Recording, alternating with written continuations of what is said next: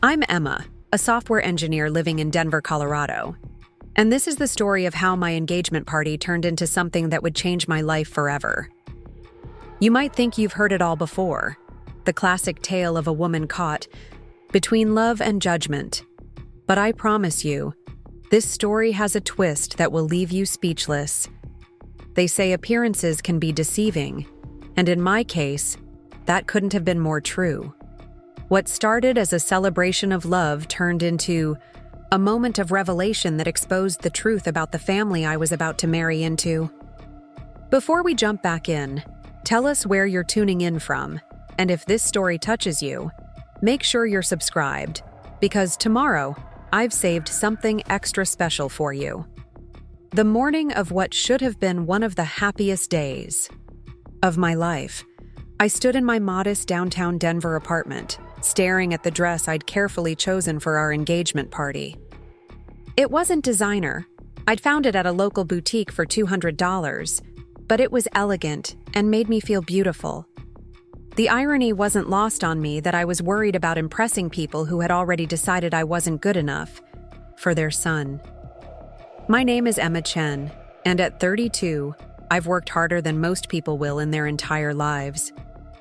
Growing up in Aurora, a working-class neighborhood just outside Denver, I learned early that nothing comes without effort. My parents, Michael and Lisa Chen, immigrated from Taiwan with barely enough money for rent, let alone luxuries. My father opened a small restaurant, working 16-hour days to keep it afloat, while my mother balanced two jobs, one as a bookkeeper during the day and another cleaning offices at night. They didn't do all of this so I could be looked down upon by anyone. I graduated from the University of Colorado with a computer science degree, paying my own way through college with a combination of scholarships, part-time jobs, and student loans that took me 5 years to pay off. 2 years ago, I co-founded a software startup with my best friend Ryan. We developed an app that streamlines healthcare data management, and while we're not millionaires yet, we're growing steady and proud of what we've built. But apparently, none of that mattered to David's family. David Miller was everything I thought I wanted in a partner when I met him 18 months ago at a tech conference in downtown Denver. He worked in marketing for a pharmaceutical company, and he had this easy charm that drew people to him. We bonded over our love of hiking. Colorado's mountains were calling us both, and our shared dream of traveling the world. What I didn't realize then was that David and I had very different ideas about what the world looked like. His family lived in Cherry Hills Village, one of Denver's most exclusive neighborhoods, in a sprawling estate that looked like it belonged in a magazine. The first time David brought me there for Sunday dinner, I felt my hands tremble as I parked my 5-year-old Honda Civic next to his mother Sarah's brand new Mercedes. The house was intimidating enough, but the way his family looked at me when David introduced me as his girlfriend made it clear I was being evaluated. Sarah Miller, David's mother, had the kind of polished appearance that spoke of weekly salon appointments and personal shoppers. She'd retired from real estate after 30 years of selling multi-million-dollar homes in Denver's most coveted neighborhoods. Her husband, James, owned a successful insurance company with offices across Colorado, and their children had grown up with every advantage money could buy. David's younger brother, Tyler, was a teacher, though he'd gone to private schools and an Ivy League college before choosing that profession. His sister Grace was in nursing school, but at the prestigious University of Denver, not the community college where many of my friends had started their healthcare careers. The Sunday dinners became a routine, and with each visit, I felt the weight of their judgment more heavily. It wasn't just in the obvious things, the way Sarah would comment on my off-the-rack clothes, or how James would raise an eyebrow when I mentioned my startup's slow but steady growth. It was in the subtle ways they'd steer conversations away from my achievements and toward David's accomplishments, as if my presence was merely supplementary to his success. Tyler and Grace seemed caught between their parents' expectations and genuine kindness. Tyler would try to shift topics when his mother made pointed comments about my practical approach to fashion or my choice to drive an older car. Grace would include me in conversations about their family vacations to Europe and ski trips to Aspen. trying to bridge the gap between our worlds. But even their kindness couldn't mask the underlying current of disapproval that ran through that household. The engagement happened 6 months ago during a weekend trip to Red Rocks. David had planned it perfectly. Sunset timing, a picnic with champagne, the ring box hidden in a hiking backpack. As he got down on one knee with the Denver skyline in the background, I said yes without hesitation. I loved him, and I believed we could build something beautiful together, despite our different backgrounds. That belief would be tested sooner than I expected. Planning the engagement party became our first real conflict as a couple. David's mother immediately took charge, suggesting venues that cost more than my monthly rent, florists who charged $500 for arrangements, and a guest list that included half of Cherry Hills Village. When I suggested having something simpler in a local park or at my parents' restaurant, which actually had a beautiful private dining room, the suggestion was dismissed so quickly I wondered if Sarah had even heard it. "Darling," she said, adjusting her pearls with perfectly manicured nails, "this party isn't just about you and David. It's about announcing to our community that our son is starting his own family. There's a certain standard we need to maintain." I bit my tongue, remembering how my parents had taught me to respect elders and avoid confrontation. But something inside me was starting to shift. Standard, community, our son. Where did I fit into this vision of their perfect family expansion? David usually supported me in private, but rarely contradicted his mother directly. "Mom, Emma's just trying to be practical," he'd say, which somehow made me sound like the penny pincher in the room.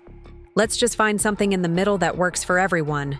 The middle ground, it turned out, was holding the party at their estate, but scaling back on some of the more extravagant elements.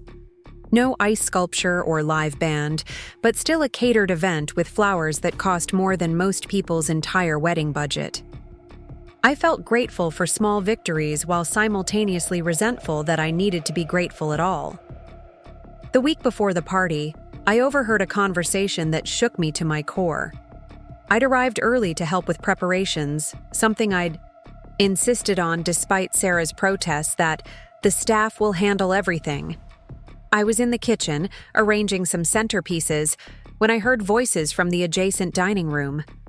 "I still don't understand what David sees in her," Sarah's voice carried clearly. "She's sweet enough, but honestly, James, she's so ordinary." "Come on, Sarah. The girl's got a good head on her shoulders. Smart, hardworking, working class. You mean?" Sarah cut him off. "Did you see her car? I've seen high school students driving better vehicles. And that apartment of hers downtown. It's barely bigger than Tyler's college dorm room was. Maybe she values different things than we do." "That's exactly my point. What kind of life can she give David? What kind of children will they raise? She doesn't even have a proper family social circle." My hands froze on the dahlias I was arranging. I felt my cheeks burn with humiliation and anger. "You're being too harsh," James replied, though his voice lacked conviction. "David loves her. David doesn't know what's good for him sometimes. Remember Melissa? Now there was a girl from the right kind of family. It's such a shame that didn't work out." I heard footsteps approaching and quickly pretended to be absorbed in my flower arrangement. Sarah walked in, her expression shifting to one of surprise when she saw me. "Oh, Emma dear. I didn't realize you were here already." Her smile was perfect, practiced. "How lovely that you're helping with the centerpieces. They're coming along nicely." "Thank you, Mrs. Miller," I managed, my voice steady despite the turmoil inside. "I'm happy to help." She nodded and left, carrying herself with the regal bearing of someone who had probably never questioned her place in the world. I stood there, for several minutes after she'd gone, my hands gripping the edge of the kitchen counter. The flowers blurred as tears gathered in my eyes, but I refused to let them fall. That night, lying next to David in my tiny apartment, I stared at the ceiling and wondered if love was enough to bridge the gap between our worlds. David was already asleep, his breathing even and peaceful, unaware of the storm building inside me. I thought about my parents, who had faced far worse prejudice when they first came to America, who had worked themselves to the bone to give me opportunities they never had. I thought about the late nights I'd spent coding, the networking events, where I'd been the only woman in the room, the investors who had dismissed our startup before we proved them wrong. I had faced challenges before. I had overcome them with grace and determination. But this was different. This wasn't about proving my capabilities or working harder to earn respect. Preparing and narrating this story took us a lot of time, so if you are enjoying it, subscribe to our channel. It means a lot to us. Now back to the story. This was about being judged for things I couldn't change: my family's modest means, my practical car, my normal apartment. It was about being seen as somehow lesser because I hadn't been born into privilege. The morning of the engagement party dawned clear and warm, perfect Colorado weather that promised a beautiful evening. I spent the day with my parents at their restaurant, helping with the lunch rush before heading home. A simple, elegant ivory dress that falls just below the knees, paired with delicate nude flats get ready. My mother pressed a small box into my hands as I was leaving. "For tonight?" she said simply. Inside was a delicate jade pendant that had belonged to my grandmother. It was the only valuable piece of jewelry our family owned, and it meant the world to me that she wanted me to wear it. "Mom, I can't take this. It's too precious." "You take it," she insisted, fastening it around my neck. "You carry our strength with you tonight." I arrived at the Miller estate at 5 o'clock, 2 hours before the party was set to begin.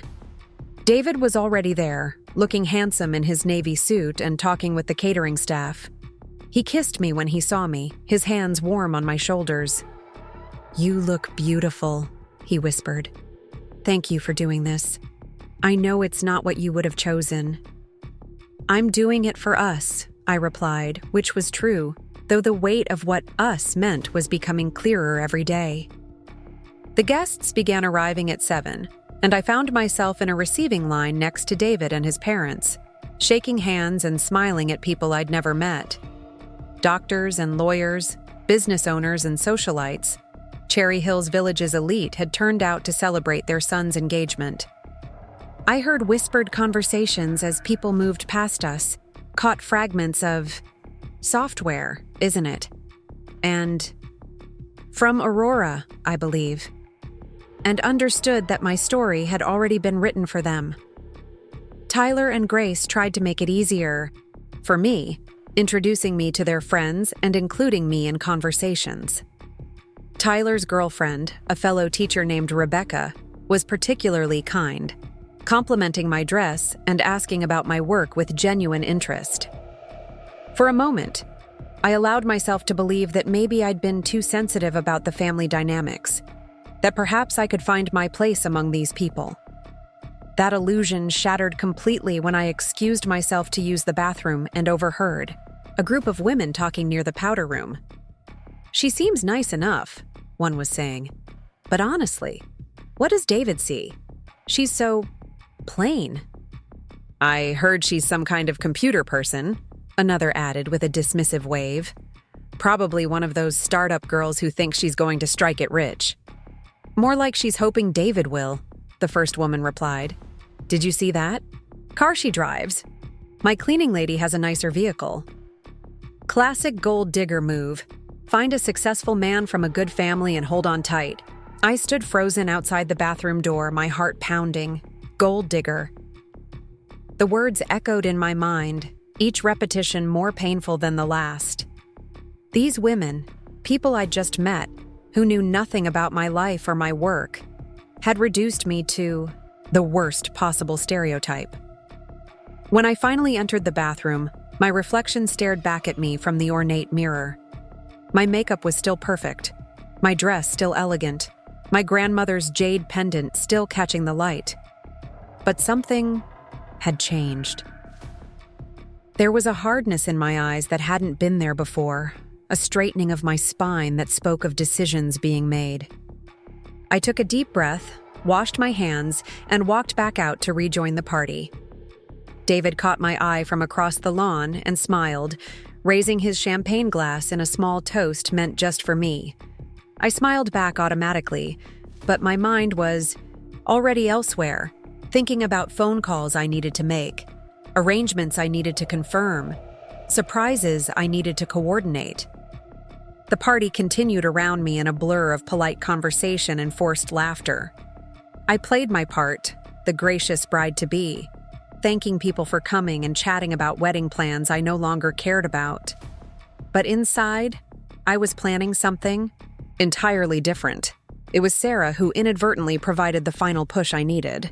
After the toast speeches, where David's father welcomed me to the family with carefully chosen words that somehow made me feel more like an acquisition than a daughter, Sarah tapped her champagne flute and asked for everyone's attention. "I'd like to add one more thing," she announced, her voice carrying across the lawn. "We're so thrilled that David has found someone who makes him happy. Emma comes from a different background than we're used to in our family, but love crosses all boundaries, doesn't it?" She smiled at me, that perfect hostess smile that somehow managed to be both inclusive and condescending. "We're looking forward to introducing Emma to all the traditions and expectations that come with being part of the Miller family. I'm sure she'll adapt beautifully." The guests applauded politely, and several people made approving noises. But I heard the subtext clearly. I was expected to change, to conform, to become someone else to fit into their world. My background was something to be overcome, not celebrated. My differences were challenges to be managed, not strengths to be valued. David squeezed my hand, mistaking my silence for emotion. "See? They're really trying," he whispered. But I wasn't feeling grateful or moved. I was feeling something else entirely. A clarity that had been building all day, crystallizing into a decision that would shock everyone present. As the sun began to set over Cherry Hills Village, painting the sky in shades of pink and gold, I excused myself from the party one more time. This time, I walked to the edge of the property where I could see beyond the manicured gardens and tennis courts to the city lights beginning to flicker in the distance. I pulled out my phone and made a call. "Ryan, it's Emma. Are you at the office?" "Yeah, why? Isn't today your engagement party?" "It is. Listen, I need a favor, and it might sound crazy." "Lay it on me." "Call Henderson Aviation. Tell them Emma Chen needs the helicopter prepped and ready for immediate departure. You have the account number. And Ryan, make sure they understand. This is urgent." There was a pause on the other end. "Emma, what's going on?" "I'm about to make a point, a big one. Can you do this for me?" "Of course. Always got your back. But seriously, are you okay?" "I will be," I said, looking back at the party where guests mingled with champagne glasses, unaware that their evening was about to take an unexpected turn. "I will be." As I walked back toward the party, I felt a strange sense of peace settle over me. The comments, the whispers, the looks, they all faded into background noise. I knew what I needed to do, and for the first time since David had proposed, I felt completely sure of myself. The sun was almost gone now, and someone had turned on the string lights that crisscrossed the lawn, creating an enchanted atmosphere. It was beautiful, I had to admit. Under different circumstances, I might have enjoyed this party, might have felt like I belonged in this picture, but circumstances were what they were, and I had learned long ago that you can't change people's minds by simply hoping they'll see you differently. David appeared at my side, sliding his arm around my waist. "Having a good time? I know this isn't exactly what you wanted, but I think it's going well." I looked up at him, this man I'd thought I'd spend my life with, and felt a pang of sadness. He was a good person, truly. But he was also a product of this world, with its subtle prejudices and unspoken hierarchies. He'd never had to fight for respect or prove his worth, and he couldn't understand why it mattered so much to me. "It's quite a party," I agreed, glancing at my phone to check the time. Your parents really outdid themselves. They just want you to feel welcome, he said, though even he seemed uncertain. Sometimes my mom can be a bit traditional, but she means well. Traditional, I repeated softly. Is that what you call it? Before David could respond, a distant sound caught my attention. It was faint at first, just a thrum in the air, but it was growing louder. Several other guests noticed it too, pausing their conversations to look up at the darkening sky. The sound grew more distinct, the rhythmic chopping of helicopter blades cutting through the evening air. People began pointing, craning their necks to see where it was coming from. The noise increased, and suddenly, spotlights swept across the lawn as a sleek private helicopter descended toward the large open area that Sarah had insisted remain clear for photographs. The party erupted into confusion and excitement. Guests stepped back as the helicopter approached, its powerful rotors creating a wind that sent napkins flying and forced people to hold onto their hats.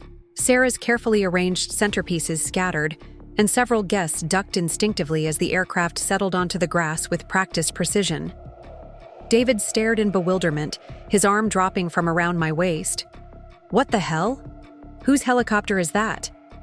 All eyes were on the aircraft as the rotors slowed and the door opened. A uniformed pilot stepped out, looked around the gathering, and walked directly toward me. Ms. Chen? He called over the dying sound of the blades. We're ready for departure, whenever you are. The entire party fell silent. Every person, from Sarah Miller to the college friends I'd just met, stared at me with expressions ranging from shock to confusion to something that looked suspiciously like awe. The champagne glasses lowered, the conversations died, and for the first time all evening, no one was whispering about the girl from Aurora who drove a Honda Civic. I took a deep breath and stepped forward, feeling every eye on me as I walked, toward the pilot. Behind me, I heard David's voice rising above the stunned silence. Emma?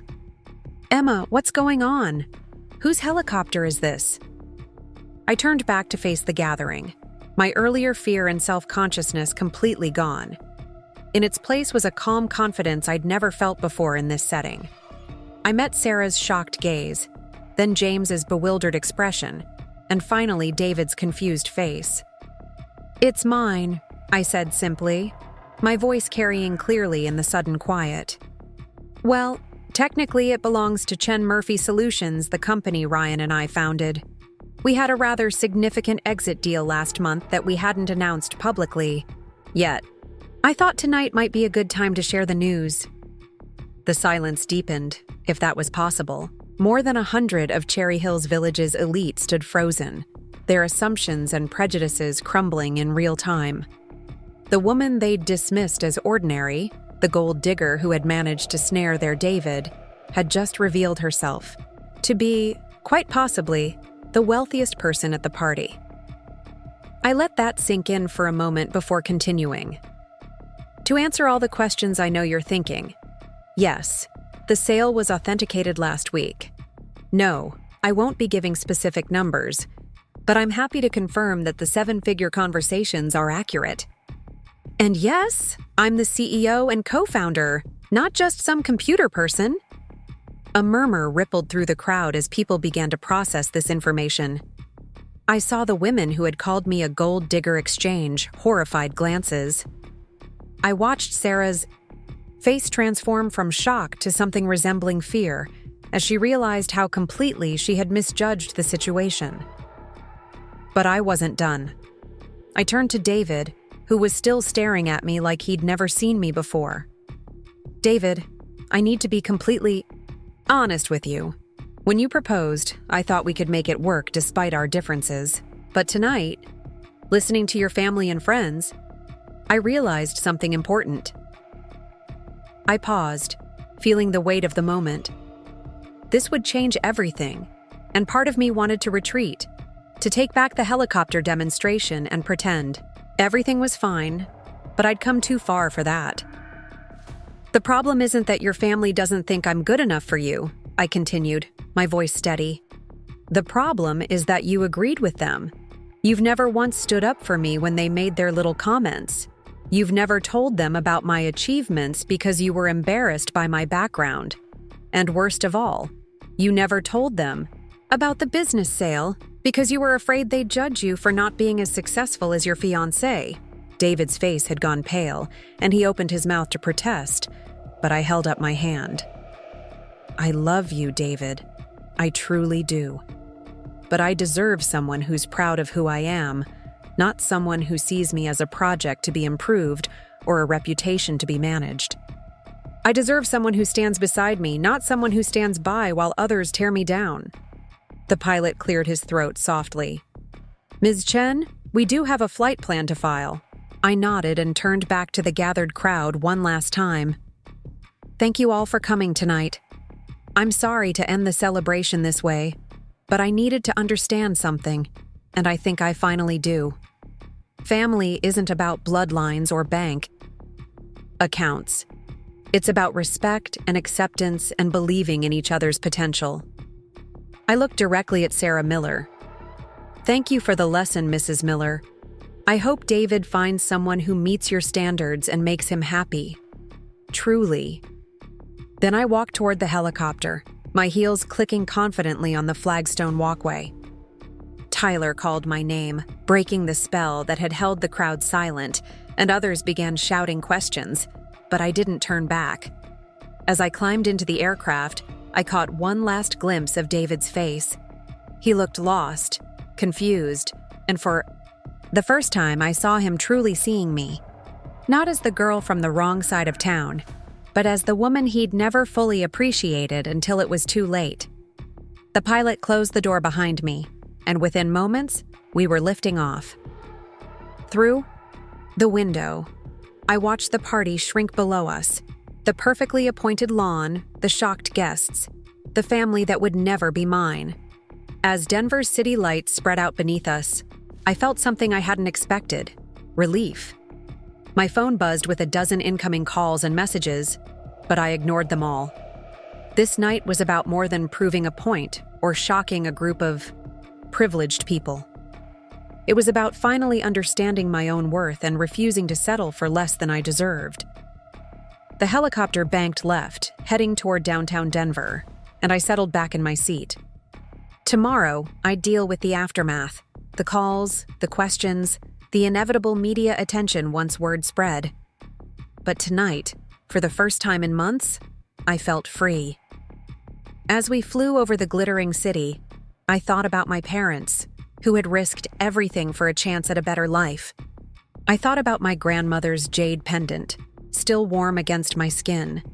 And I thought about all the people who had counted me out, who had seen my humble origins and assumed they defined my limits. They were wrong, and now they knew it. But, more importantly, I knew it. And that knowledge, more than any helicopter or business deal, was what truly mattered. The future was uncertain, but for the first time in a long time, it felt entirely mine to shape. And as the lights of Denver blurred below me, I smiled, knowing that sometimes the most powerful statement you can make is knowing when to leave. The first rays of dawn barely penetrated the curtains of my downtown loft when my phone began its relentless assault. 37 missed calls, 62 text messages, Instagram filled with follow requests and direct messages. I turned the Abuizai device face down on my nightstand, but the damage was done. Sleep was over. Coffee, black, strong. I needed clarity before facing whatever hurricane was waiting for me out there. The kitchen felt oddly quiet, missing the familiar sounds of David padding around in his socks, humming off-key while he made his elaborate breakfast smoothies. For 18 months, this space had belonged to both of us. Now it was exclusively mine again, and the solitude felt like both a loss and a victory. The notifications kept coming, each buzz, each chime, another reminder of how dramatically my life had shifted in one evening. I finally surrendered and reached for my phone, scrolling through the deluge of messages. Ryan had sent 12 texts, starting with "Holy shit, Emma" at 9:47 p.m., and evolving into increasingly urgent variations of "call me now" throughout the night. Jennifer, my business partner, had been equally prolific. "Where are you? The sale made." Headlines, reporters calling, "Need damage control ASAP." And then there were the others. Friends I hadn't spoken to in months suddenly remembered my existence. Acquaintances from college reaching out with congratulations that felt more like fishing expeditions. Even my high school chemistry teacher had found my number somehow. But it was the messages from David that made my chest tighten. 15 texts, each one more desperate than the last. "Emma, please call me. We need to talk. Please don't do this. My mother is devastated. She didn't mean any harm. I know we can work through this. Please just pick up. I'm sorry. I'm so sorry. Please come back." I set the phone down and walked to the floor-to-ceiling windows that overlooked downtown Denver. The city was waking up, people hurrying to work, unaware that their morning routine was now running parallel to a seismic shift in my personal world. The mountains loomed in the distance, eternal and indifferent to human drama. The bell to my building's intercom shattered the quiet. Then again, and again, someone was persistent. "Yes?" I finally answered, knowing but dreading. "Emma? It's David. Please, can I come up? How did you get my building code?" I still remember it. From when I stayed over. Please, we need to talk." I should have said no. Should have protected the fragile peace I'd found in this moment of solitude. But something in his voice, not the entitlement or presumption I'd grown used to, but genuine desperation, made me pause. 5 minutes, I said, buzzing him in. He looked terrible when I opened the door. Still in yesterday's suit, wrinkled beyond repair, hair askew, eyes red-rimmed. This wasn't the polished marketing executive his family was so proud of. This was someone who'd spent the night grappling with reality. "You had your helicopter pilot take you back to your apartment," he said without preamble. Like some kind of movie star. "It seemed more civilized than stealing someone's car," I replied. He winced at the sarcasm but pressed on. "My mom's in the hospital." That stopped me cold. "What?" "After you left, she had some kind of episode. Panic attack. The doctors think. My dad had to call an ambulance. She kept saying she'd ruined everything, that we had to fix this." Guilt crept into my chest before I caught myself. "I'm sorry Sarah's unwell, David, but don't." He held up his hand. "You don't get to apologize for standing up for yourself. That's part of what I realized last night." I motioned for him to sit on my couch, though I remained standing by the window, maintaining distance. "I didn't know," he continued, his hands clasped tightly in his lap. "About the company. About the sale. Why didn't you tell me?" "I tried. 3 weeks ago when the final papers came through. You were on the phone with a client, remember? Said we'd celebrate later, that you had that big presentation coming up. Later never came." God. He ran his hands through his hair. "I've been such an ass, haven't I? It's not just about missing the celebration, David. It's about everything. The way you'd steer conversations away from my work at family dinners. How you never corrected people when they assumed I was just in computers.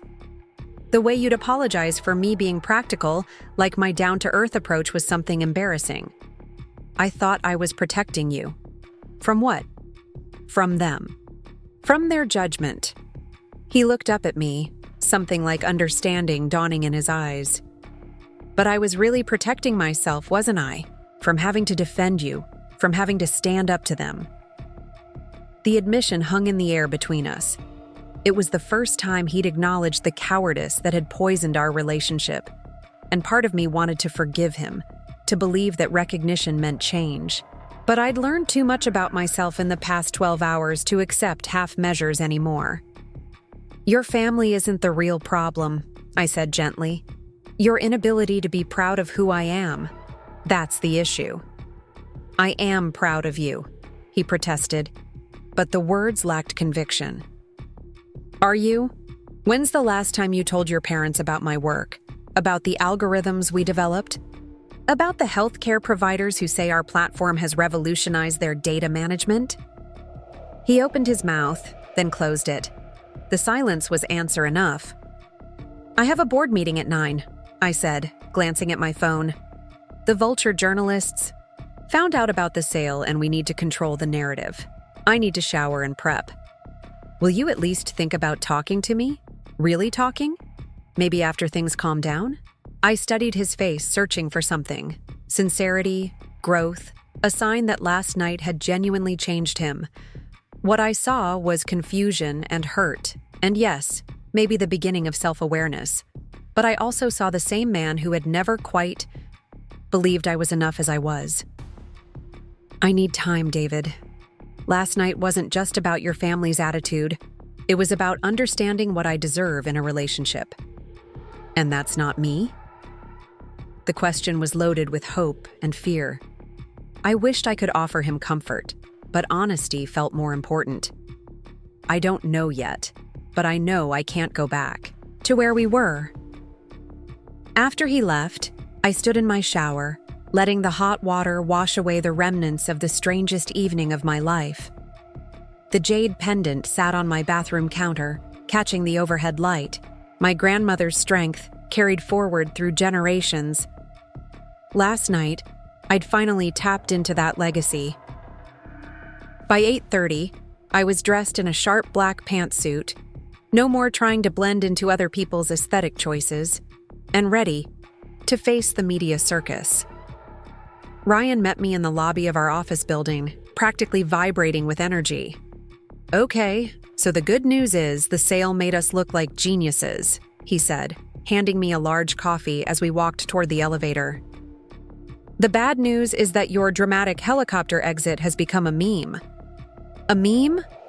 When the gold digger turns out to be the gold mine. It's trending on 3 platforms.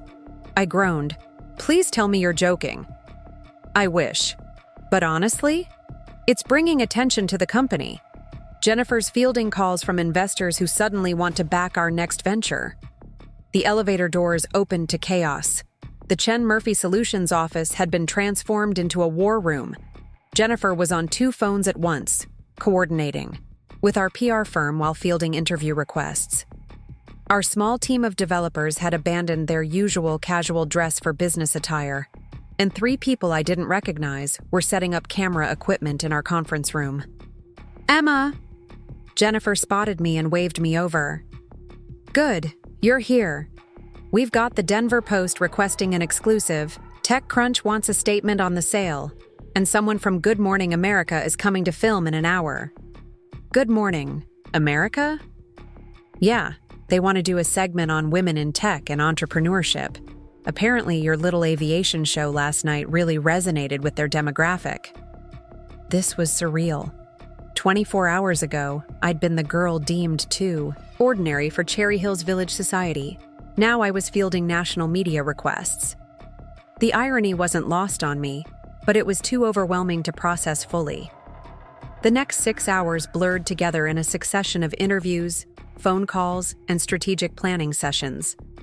I found myself telling our startup story repeatedly, watching journalists lean forward as I described the late nights coding, the initial skepticism from investors, the breakthrough algorithm that had revolutionized healthcare data management. During the Good Morning America interview, the host couldn't resist addressing the elephant in the room. Emma, we have to ask about the viral video circulating online. You made quite a statement last night. I'd prepared for this moment, but it still felt strange discussing my personal life on national television. Sometimes people make assumptions based on limited information. I wanted to be honest about who I am and what I've achieved. That honesty occasionally requires dramatic gestures. And your relationship with David Miller? Social media is speculating that you're off the market now. I kept my smile professional. I prefer to keep personal matters private. What I will say is that last night reminded me of the importance of being valued for who you are, not judged for where you come from. By 3 p.m., when the media frenzy finally died down, I was exhausted but oddly exhilarated. The phone on my desk rang one more time, and I almost ignored it until I saw the caller ID. Mom. "Hi, honey." My mother's accented voice came through, warm and concerned. "Your father and I saw you on television. What is going on?" I laughed, suddenly aware that I'd orchestrated a public spectacle without warning my parents. "I'm sorry, Mom. Things happened very quickly. This boy David and his family, they were not treating you well?" Leave it to my mother to cut straight, to the heart of the matter. I settled back in my desk chair and told her everything. Not the sanitized version I'd given to journalists, but the painful truth about feeling invisible, about the gold digger comments, about realizing David had been ashamed of my background. "Xiaohua," my mother said, using my childhood nickname. "We never worried about these things. Rich, poor. What matters is respect and love. You did right thing." "Did I, Mom?" "Everyone says I overreacted, that I should have handled it privately." "You think your father and I handled things privately when we first came here? When the landlord tried to charge us double rent? When the customers said our food was too strange? Sometimes you make statement. You show who you are. This boy's family they needed to see." After we hung up, I sat in the quiet office space, watching the Denver skyline through our windows. My phone buzzed with another text from David. "Saw you on TV. You were amazing. I'm proud of you. I know it's too late to say that now." I didn't respond. Part of me wanted to believe that perhaps the shock of last night had genuinely changed his perspective. But lasting change took time to prove, and I'd learned not to accept words without seeing actions follow. Jennifer poked her head into my office. "One more thing before we call it a day. We have an interesting proposal. A venture capital firm wants to fast-track funding for our next app idea." "Which firm?" "Wellington Associates." I blinked. Wellington Associates was one of the most prestigious VC firms in Denver, known for their selective investment strategy and their portfolio of groundbreaking tech companies. They'd turned us down 18 months ago, saying our platform was intriguing but too niche. They want to meet tomorrow, said they're prepared to discuss a substantial round based on our proven execution with the healthcare platform. Let me guess? They suddenly decided we're not too niche anymore. Jennifer grinned.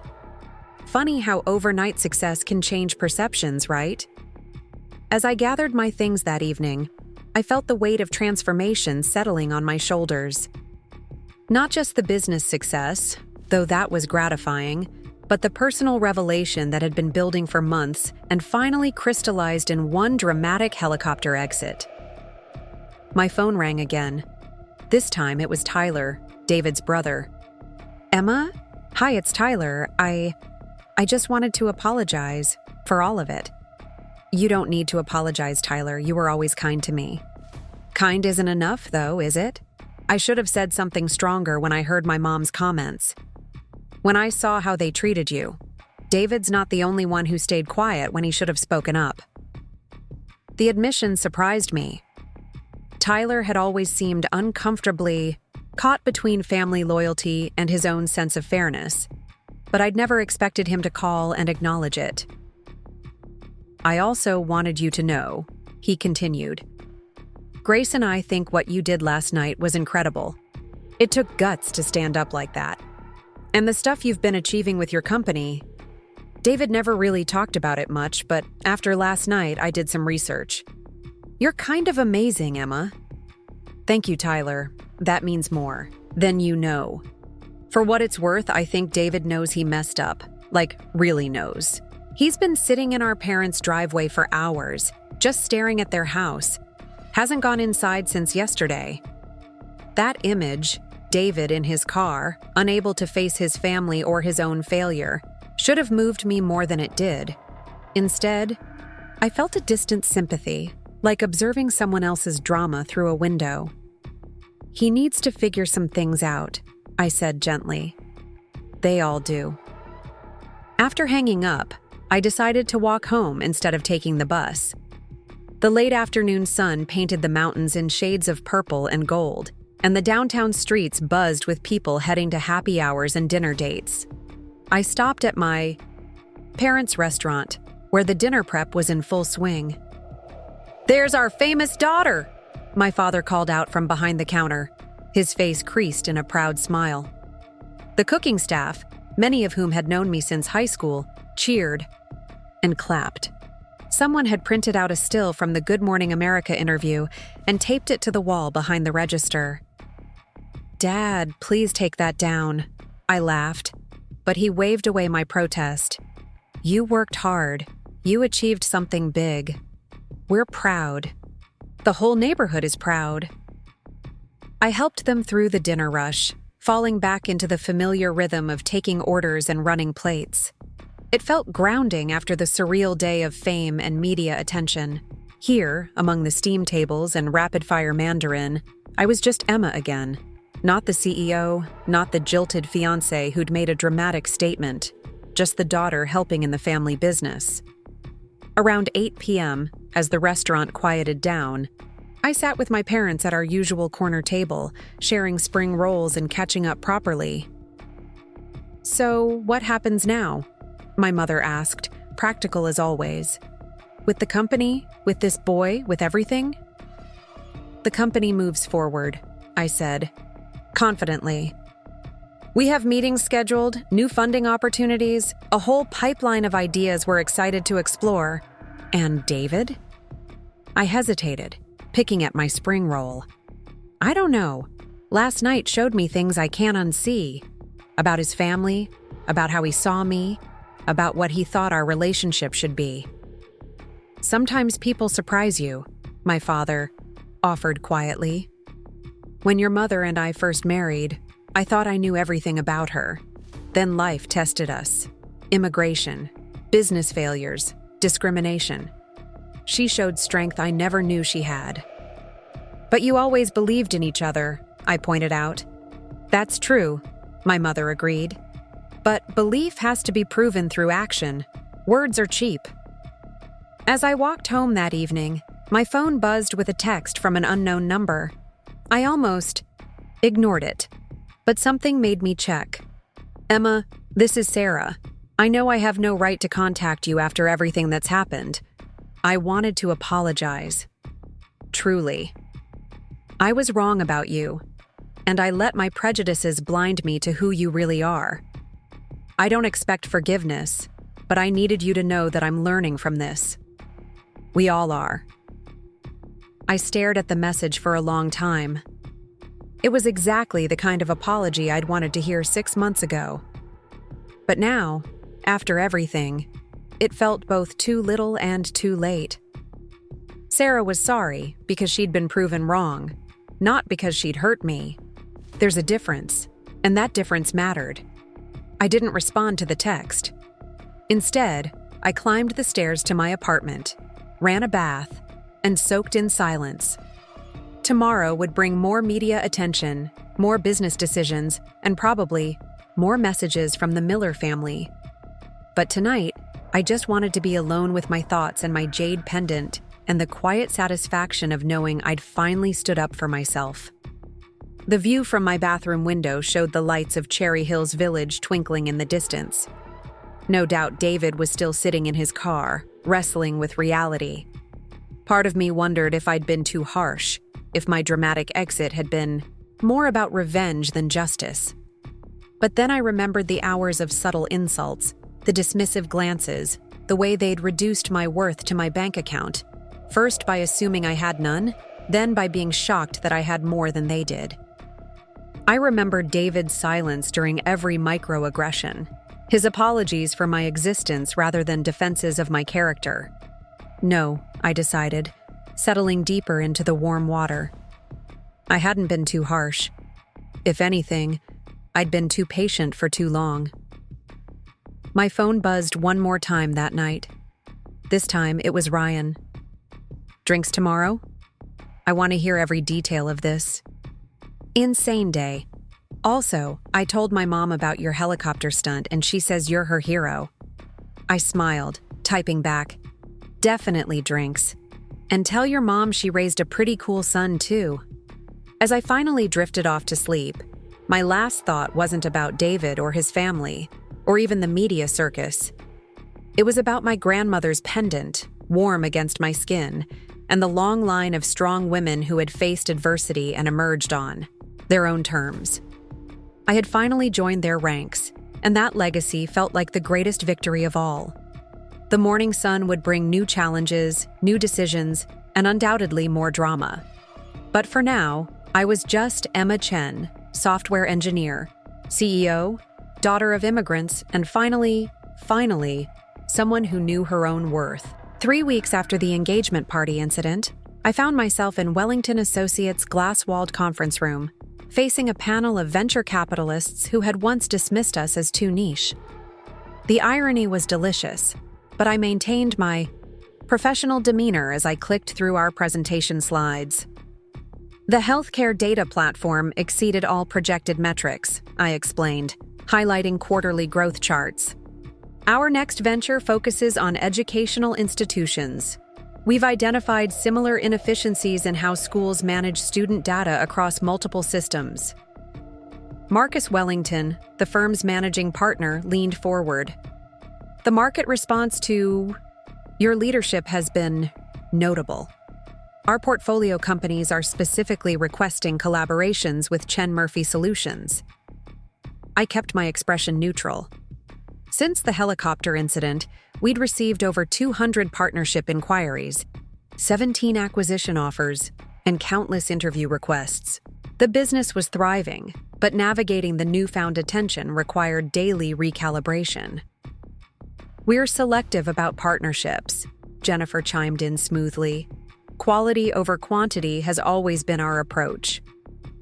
After the meeting, as I walked through downtown Denver's bustling streets, my phone rang with a number I'd been half expecting, half dreading. Emma, it's Grace, David's sister. Hi, Grace, how are you holding up? Honestly, it's been enlightening. Can we meet for coffee? Just you and me? I hesitated, but Grace had always been genuine in her attempts to bridge gaps. Sure, the coffee house on 17th? An hour later, Grace sat across from me, fidgeting with her nursing school textbooks. She looked older somehow, as if the past weeks had aged her beyond her 26 years. Mom's been in therapy, she began without preamble. Did you know that? No, I'm glad to hear it though. She keeps talking about her own mother, about how my grandmother's family judged Dad when he was just starting his insurance company, how she swore she'd never be like that. Grace's laugh was bitter.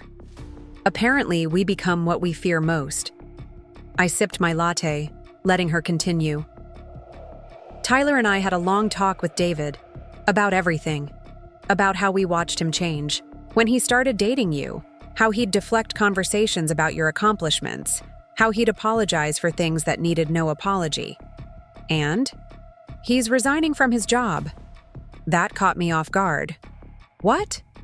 Says he needs time to figure out who he is without the family expectations, without the job that sounds impressive at dinner parties. Grace met my eyes. He's been living in a motel room, by the way. Can't face going back to the house. A complicated mix of emotions stirred in my chest. Relief that he was finally examining his behavior, concern for his well-being, but mostly a detached observation that this was his journey now, not mine. How do you feel about all this? I asked. Embarrassed, ashamed, grateful, actually. She pulled out her phone and showed me a screenshot. I've been following your company's story. What you've built is incredible. I had no idea how revolutionary your platform is for healthcare providers. I studied her face, searching for the artificiality I'd grown used to in the Miller family. Instead, I found genuine curiosity, and perhaps the beginning of personal growth. Grace, can I ask you something? Of course. Did you always see me the way your parents did? She was quiet for a long moment. I think I followed their lead without questioning it. It's easier to maintain family harmony than challenge assumptions. You know? But after what happened, I started really thinking about my own biases, about who I dismiss before getting to know them. She paused. I'm changing my clinical rotation schedule to spend more time in public health clinics. Figure if I'm going. To be a nurse, I should understand all of my community, not just the privileged parts. Something in my chest loosened slightly. Grace was doing the work, asking hard questions of herself. It was more than I could say for the rest of her family. After we parted ways, I checked my phone to find 12 missed calls from an unknown number. When it rang again, I answered with exasperation. "Emma, please don't hang up. It's David. I've been getting calls from this number all day." I had to change my number. The old one. Reporters have been calling nonstop. Despite everything, I felt a twinge of sympathy. "What do you want, David?" "I've been thinking. About us. About who I became. About the person you deserve." His voice carried an unfamiliar humility. "I started seeing a therapist. Individual, not couples. I need to understand my own issues before I can be part of anyone else's life." The old me would have melted at this evidence of growth. The new me recognized that therapy was a good step, but not a magic solution. "I'm glad you're getting help," I said carefully. "I found a job too. Actually, a startup that works with nonprofits. It's a pay cut, but the mission matters more than the prestige." This version of David, self-aware, priority shifting, was foreign to me. Like watching someone I thought I knew learn to speak a different language. "That sounds meaningful," I offered. "Emma, I know I can't undo what happened. I know my family's behavior was inexcusable, and my enabling it was worse. I'm not calling to ask for another chance." "Then why are you calling?" "To tell you I understand now. Why you left. Why you had to make a statement. You were fighting for basic respect, and I couldn't even see that battlefield." The admission hung between us, heavy with implications. Part of me wanted to believe in this transformation, to think that shock could catalyze genuine change. But I'd learned to be wary of quick revelations, to value consistent action over dramatic declarations. "I need to focus on my work right now," I said finally. "And you need to focus on yourself." "I know, I'm sorry, Emma, for all of it." After hanging up, I sat in my car for several minutes processing. Change was possible. Grace had shown me that. But whether David's awakening was sustainable remained an open question, one I wasn't obligated to answer. My phone buzzed with a text from Ryan. "Conference call in 20. Big news." Back at the office, our team gathered in the main workspace. Ryan stood at the whiteboard, practically vibrating with excitement. "We've been approached by the Department of Education. They want to pilot our data management system across 10 school districts nationwide." The room erupted in cheers and congratulatory hugs. This was larger than anything we'd imagined, a government contract that could establish industry standards. "There's more," Jennifer added, holding up her phone. "Harvard Business School wants to do a case study on our rapid growth and strategic pivots. And Forbes is sending a reporter next week for their 30 under 30 list." Ryan grinned at me. "Specifically, requesting you, boss." As my team celebrated around me, I felt a profound moment of clarity. 6 months ago, I'd been worried about impressing people at a dinner party, concerned with fitting into a world that had already decided I didn't belong. Now I was building something that mattered, changing systems that affected thousands of lives, doing work that would outlast any social drama. That evening, I walked through the neighborhood where I'd grown up, past my parents' restaurant, where the evening rush was in full swing, past the community center where I'd learned to code in their after-school program, past the library where I'd spent countless hours dreaming of startups and innovations. My phone rang. "Mom." "Honey, your father had an interesting conversation today." "Oh?" "That Henderson Aviation Company called. They want to rent our restaurant for their company holiday party. I stopped walking. Henderson Aviation was the helicopter service, run by the pilot who'd executed my dramatic exit. They do? Yes. And they mentioned you specifically recommended them, said you were their favorite client this year. I laughed, remembering how I'd tipped the pilot generously and thanked him for playing along with my spontaneous plan. Small world. Very small. They're also asking if we cater. Your father's already planning special menus. It struck me then how this simple connection between my parents' business and a service that had briefly entered my life through drama represented something larger. Networks, relationships, opportunities. They all interconnected in unexpected ways. A week later, Tyler called with news that shifted the Miller family landscape entirely. "Dad's selling the insurance company," he announced without preamble. "That's sudden." He says he's been planning early retirement for years, but recent events accelerated his timeline. Mom's moving back to her hometown in Oregon. They're separating. Amicably, they insist, but still. The revelation stunned me. After 35 years of marriage, my ex-almost in-laws were facing their own reckoning. How's David handling this? Better than expected, actually. He's still in therapy, still working at the nonprofit. Seems like watching one family structure dissolve is helping him appreciate what really matters in relationships. I considered this information carefully. The Miller family dynamics had been more fragile than anyone, including them, had realized. My dramatic exit hadn't broken them. It had revealed existing cracks. "Tyler, can I ask something? Why are you telling me all this?"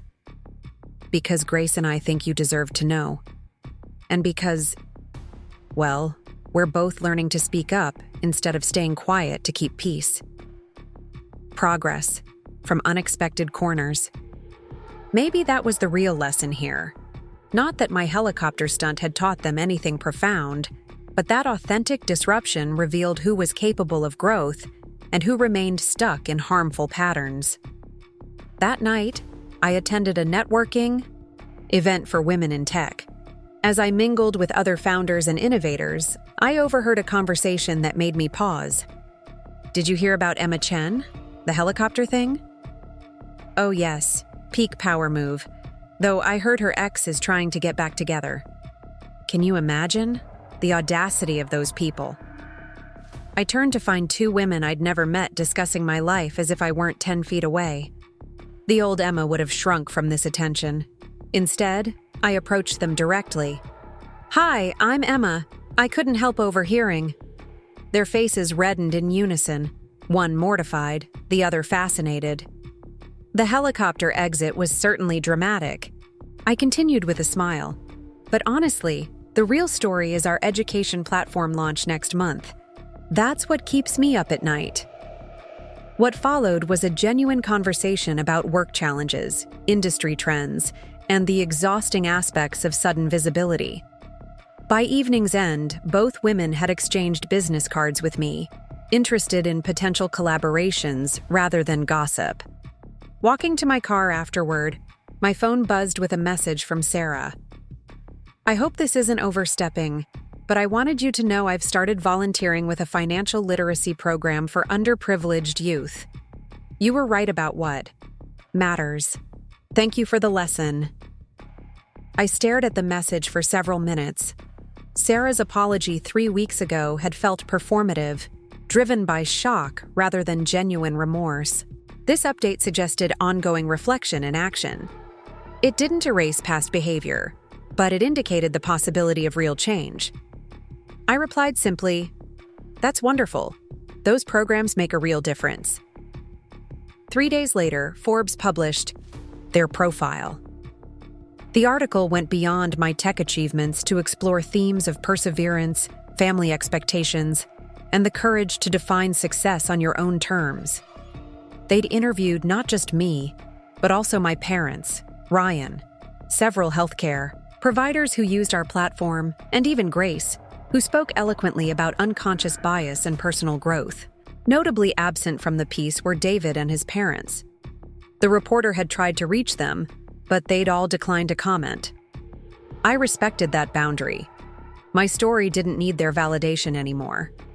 The publication's impact was immediate. 3 major tech companies requested meetings to discuss acquisitions. 2 university programs invited me to speak about entrepreneurship. And strangest of all, I received a handwritten letter forwarded through the Forbes office. The return address showed Oregon, and the handwriting was careful, almost hesitant. Dear Emma, I've drafted this letter 20 times, uncertain if I have the right to reach out. After reading your Forbes piece, I knew I had to try. I was wrong about you, not just in degree, but in essence. I judged you without knowing you, made assumptions that revealed my own character flaws rather than any truth about yours. The family changes James mentioned are real. We're both taking time to examine who we became and whether that aligns with who we want to be. I'm working with at-risk youth now, teaching financial literacy in communities similar to where you grew up. Every day, I see echoes of your determination in these young people, and I understand better what I failed to recognize in you. I don't expect forgiveness. I hope only to contribute positively to the world while I figure out my own path forward. Sincerely, Sarah Miller. The letter shook me more than expected. Not because it offered absolution, I was past needing her approval, but because it demonstrated the ripple effects of standing up for yourself. Sometimes confronting bad behavior created space for genuine examination and growth. I shared the letter with my parents over dinner that night. My mother read it twice, her expression thoughtful. She's learning, Mom concluded. Whether it's enough, whether it lasts, that's not your responsibility anymore. But is it wrong that I feel pleased? That something positive came from all that drama? My father laughed quietly. Pain has purpose sometimes. If people learn, if systems change, if respect grows where arrogance once lived, that's not wrong to appreciate. As I walked home that evening, my mind wandered to David. According to Tyler, he was progressing in therapy, finding meaning in nonprofit work, rebuilding his relationship with his siblings. Part of me wondered if these changes would prove lasting or if they were simply reactions to public embarrassment. But the larger part of me recognized that his journey was no longer mine to track. I had my own mountains to climb, my own company to grow, my own definition of success to pursue. My phone buzzed with a message from Ryan. Epic news. Google wants to discuss integration with their education suite. Also, my cousin's getting married next month and asked if you could arrive by helicopter. Kidding. Maybe. I laughed aloud on the empty street, attracting glances from a couple walking their dog. Success hadn't just changed my professional trajectory, it had reminded me of the importance of friendships like Ryan's, people who celebrated achievements, without needing to possess or control them. Before bed, I checked my email one final time. Among the business inquiries and interview requests sat a message from an unfamiliar address. Subject: Thank you. Dear Ms. Chen, I was at your engagement. Party. A guest of the Millers, though I barely knew them. I watched your exit with the helicopter, and I've been thinking about it ever since. My own family has money, and I've watched how it warps relationships, creates toxic dynamics, enables bad behavior. What you did that night gave me courage to address similar issues in my own life. I've started having difficult conversations with my parents about their prejudices and my own complicit silence. Thank you for showing that sometimes dramatic action is necessary to cut through years of subtle toxicity. With admiration, Stephanie Rodriguez. I realized then that my story had become larger than my personal relationships or business success. It had become a catalyst for others facing similar struggles with family dynamics, social expectations, and the courage required to demand respect. The next morning brought an unexpected email from Harvard Business School confirming their case. Study, but with an additional request. Would I be willing to guest lecture for their MBA program next semester? They wanted students to hear directly about navigating complex stakeholder relationships, both business and personal. As I drafted my acceptance, my phone rang. The caller ID showed David's new number. "I'm sorry to keep calling," he began immediately. "But I have something I need to tell you, and then I promise I'll leave you alone unless you want otherwise." "What is it, David?" "I quit therapy." My heart sank, not for me, but for the hope that he might actually change. I thought it was helping. Let me finish. I quit individual therapy because I started group therapy for codependency. Turns out losing myself in others' expectations isn't just about romantic relationships. It's a pattern I've had since childhood. This was unexpected, deeper self-examination than I'd anticipated. The group helped me see how I used your success as another way to avoid developing my own identity. I was proud of you, but in the wrong way. Like you were another achievement I could claim rather than a person deserving recognition in your own right. I sat down at my kitchen table, coffee growing cold as I processed this level of insight. I'm also working with the nonprofit to develop a program for underprivileged youth interested in tech. Not as a way to impress you, he added quickly, but because I finally understand what meaningful work feels like. I want to help others find the opportunities I took for granted. The David I'd fallen in love with had seemed to disappear under layers of family expectations and social performance.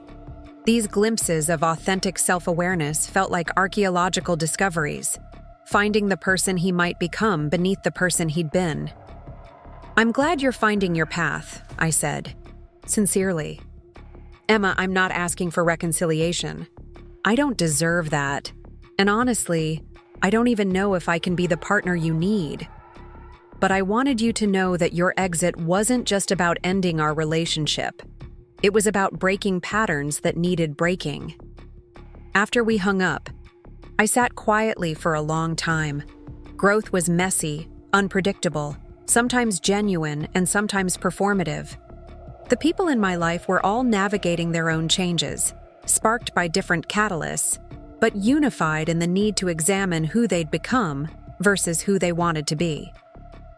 That afternoon, I made a decision that surprised even me.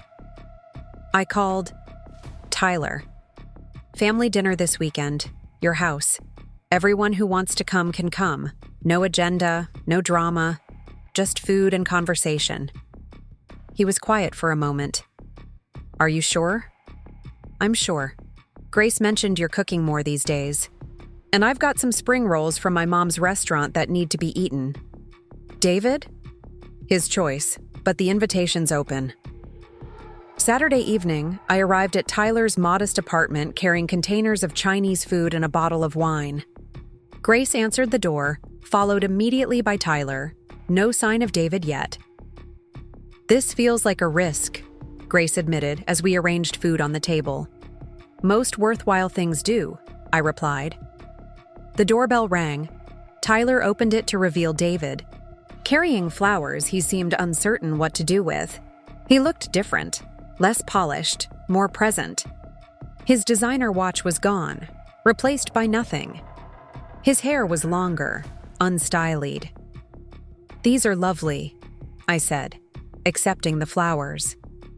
"Thank you."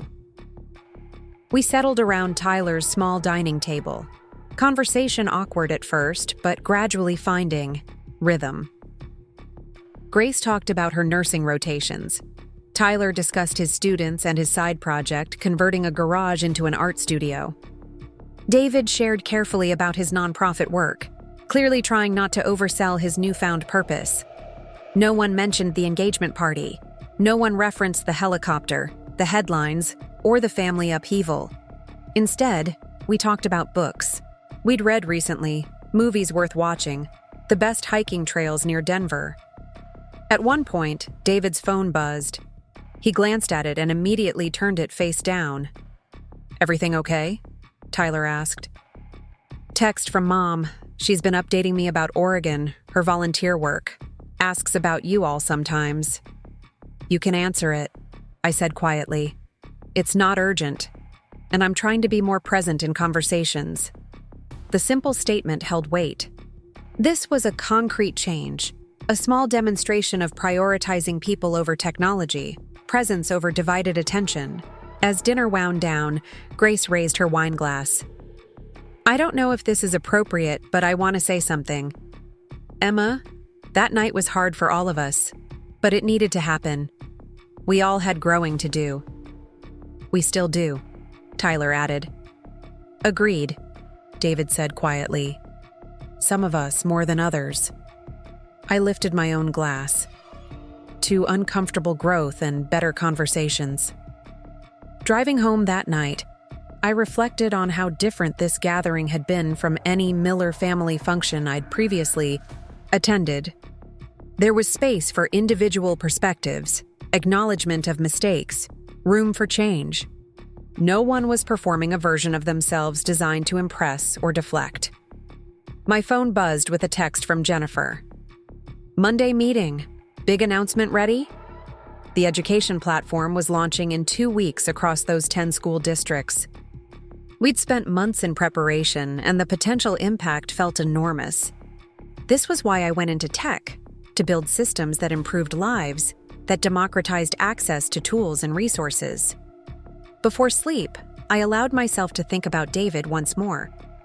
His changes seemed authentic so far, but authenticity under scrutiny versus authenticity over time were different things entirely. I wasn't responsible for his journey, but I could appreciate its direction while maintaining my own boundaries. My grandmother's pendant sat on the nightstand, catching ambient light from the Denver skyline. 3 months ago, I'd worn it for strength at an engagement party where I'd been judged and diminished. Now I looked at it as a reminder that strength came in many forms. Dramatic helicopters exits, yes, but also quiet persistence, boundary setting, the daily choice to value yourself regardless of others' recognition. Tomorrow would bring more work, more decisions, more opportunities to define success on my own terms. Tonight, I was content to let the story remain unfinished, knowing that some chapters close while others continue to surprise you with their direction. The last thought before sleep was about families. The ones we're born into, the ones we choose, and the ones we create through shared purpose and mutual respect. Mine was evolving in ways I couldn't have predicted, and for the first time in years, that uncertainty felt like possibility rather than threat.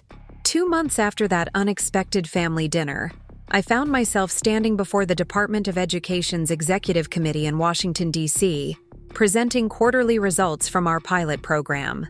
The mahogany conference table stretched, longer than most of my apartment, and 15 department officials scrutinized every data point on my projected slides. The integration has exceeded every benchmark, I explained, clicking to a map showing user engagement across districts. Student information systems, parent portals, and administrative tools now communicate seamlessly.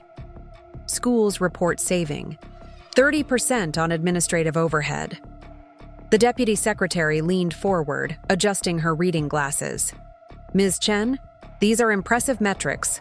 What's your capacity for national rollout? Before I could respond, my phone vibrated with an emergency pattern. 3 quick bursts that Ryan and I had established for critical business situations. I glanced apologetically at the committee. Excuse me? May I check that? It's our emergency. Protocol. Of course. The text from Ryan made my heart race. Denver office evacuated. Gas leak in adjoining building. Everyone's safe. Press is here. You're trending again. I apologize. I addressed the room with practiced calm. There's been an incident at our headquarters requiring immediate attention. May we reconvene tomorrow morning? The deputy secretary nodded. Certainly. Crisis management is part of leadership. We'll see you at 9. As I gathered my materials and headed for the exit, my mind was already calculating flight times, press statements, and logistics. The next 6 hours blurred into a whirlwind of phone calls from the cab to Reagan National Airport. By the time I landed in Denver, the smoke had cleared, but the residual chaos remained. Our building stood unharmed, but the evacuated offices were crawling with firefighters, police, and, inevitably, photographers who had identified our high-profile location. Emma Chen arrives at disaster scene, one photographer called out. Comments on today's evacuation? Human safety was our primary concern, I responded, keeping my statement brief. We're grateful everyone followed protocols correctly. Inside, my team had regrouped in a nearby coffee shop, laptops and worry shared in equal measure. Ryan spotted me and waved me over to their commandeered corner. Total system shutdown, but all data's backed up and secure, he reported. The evacuation actually stress-tested our remote capabilities. Jennifer's already negotiating with building management for enhanced safety measures. As I hugged my staff and assessed the situation, my phone rang with a number I hadn't seen. In weeks, David. Emma? I heard about the evacuation. Are you okay? Everyone's fine. How did you even... It's on the national news. They mentioned your company specifically, probably because of... He trailed off, presumably referring to the ongoing media fascination with my public profile. I'm handling it. I figured you... were. I wanted to make sure you were safe. Something in his voice, concern without expectation, struck me as genuinely different. We'd maintained minimal contact since Tyler's dinner, just occasional updates through his siblings, but hearing from him directly during a crisis felt less intrusive than caring. Thank you for calling, I said honestly. We're managing the situation. Emma, he hesitated. I read about your Department of Education meeting. That's incredible work. I didn't want to reach out before, but I'm really proud of what you're building. I have to go, David. My team needs me. Of course. Take care of yourself. After hanging up, I noticed Jennifer watching me with raised eyebrows. David, check in? She asked. Brief one. He's been at our nonprofit partner meetings twice this month, she mentioned casually. His youth tech education program launched successfully. 3 schools participating now. This information surprised me. David was actively working within networks that intersected with my own professional world, yet maintaining appropriate distance. Growth, perhaps, looked like building parallel paths rather than demanding reconnection. The next morning in D.C., I arrived for our rescheduled meeting with reinforced confidence. Yesterday's crisis had demonstrated our company's resilience and adaptability, qualities essential for large-scale implementation. The evacuation incident actually showcased our infrastructure strengths, I presented. Remote capabilities allowed uninterrupted service during physical disruption. This resilience will be critical for nationwide deployment. The Deputy Secretary smiled. We've been impressed with your company's response to challenges, both technical and personal. That kind of adaptability is precisely what we need in an education technology partner. By noon, we'd tentatively agreed to expand the pilot to 50 districts, with federal funding supporting development of additional features customized for diverse educational environments. Walking out of that building, I felt the weight of genuine achievement untainted by personal drama or social expectation. That evening, as I celebrated with my team over sushi in downtown Denver, my phone buzzed with an unexpected message from Grace. Mom's moving back to Chicago. Dad's staying in Oregon. They've finalized their amicable separation. Everyone's handling it surprisingly well. Thought you should know. I showed Ryan the message. The family rearranging continues. How do you feel about it? I considered. The question. Sarah and James's separation had seemed inevitable once their enabling dynamics unraveled. Their reconciliation with genuine self-examination had required space from each other. Mostly relieved, I admitted. Less tangled family, politics to navigate even from a distance. Speaking of distance, Jennifer interjected, our New York investor wants to discuss opening an East Coast office. You interested in more travel? The next 6 weeks blurred into expansion discussions, investor meetings, and the exciting chaos. of scaling a successful startup. As fall settled over Colorado, I found myself returning to Washington monthly while managing simultaneous negotiations with educational technology competitors who wanted to acquire or partner with us. During one particularly intense week of back-to-back meetings, Tyler called with news that shifted my perspective entirely. David got into Harvard, he announced, their graduate program for nonprofit management, full scholarship based on his program's success metrics. I stopped pacing my hotel room. That's incredible. When does he start? January. He's staying with Grace for now while he prepares. Been working with the nonprofit 20 hours a week while taking prerequisite courses online. The David who had proposed to me 13 months ago would never have pursued graduate work in nonprofit management. The David had been focused on maintaining appearances and climbing corporate ladders. This evolved version was choosing substance over status. How are his parents handling it? I asked carefully. Well, Dad's proud, really proud. Says he hasn't seen David this passionate about anything since college. Mom's processing. Still getting therapy in Chicago? And David knows you're telling me this? Yeah. He asked me to let you know. Not because he wants anything, Tyler added, quickly, but because he thought you'd appreciate knowing his changes are consistent over time. The thoughtfulness of that gesture, awareness without expectation, captured something essentially different in David's approach. He was proving change through sustained action rather than demanding immediate forgiveness. That afternoon, I reviewed our East Coast expansion proposal in my Washington hotel suite when someone knocked on my door. Room service, I assumed, though I hadn't ordered anything. Opening the door revealed not service staff, but Sarah Miller. She looked older, but somehow lighter, dressed in comfortable jeans instead of her usual designer suits. Her hair had grown out to reveal natural gray streaks she'd previously hidden. "I'm sorry to ambush you," she began immediately. "I got your hotel information from Tyler, though he doesn't know I'm here. May I come in for just a moment?" Something about her demeanor, humble rather than presumptuous, made me step aside. "I'm only in town for a nonprofit board meeting tomorrow," she continued, settling into a chair with permission I granted silently. "Working with at-risk youth in Chicago now. Have been for 4 months." "That's good to hear." "Emma, I need to say something I couldn't say in my letter. Face-to-face feels more honest." She took a deep breath. "When you left that night, my first reaction wasn't shame about my behavior. It was anger. Anger that you'd embarrassed me publicly, that you'd chosen drama over quiet discussion.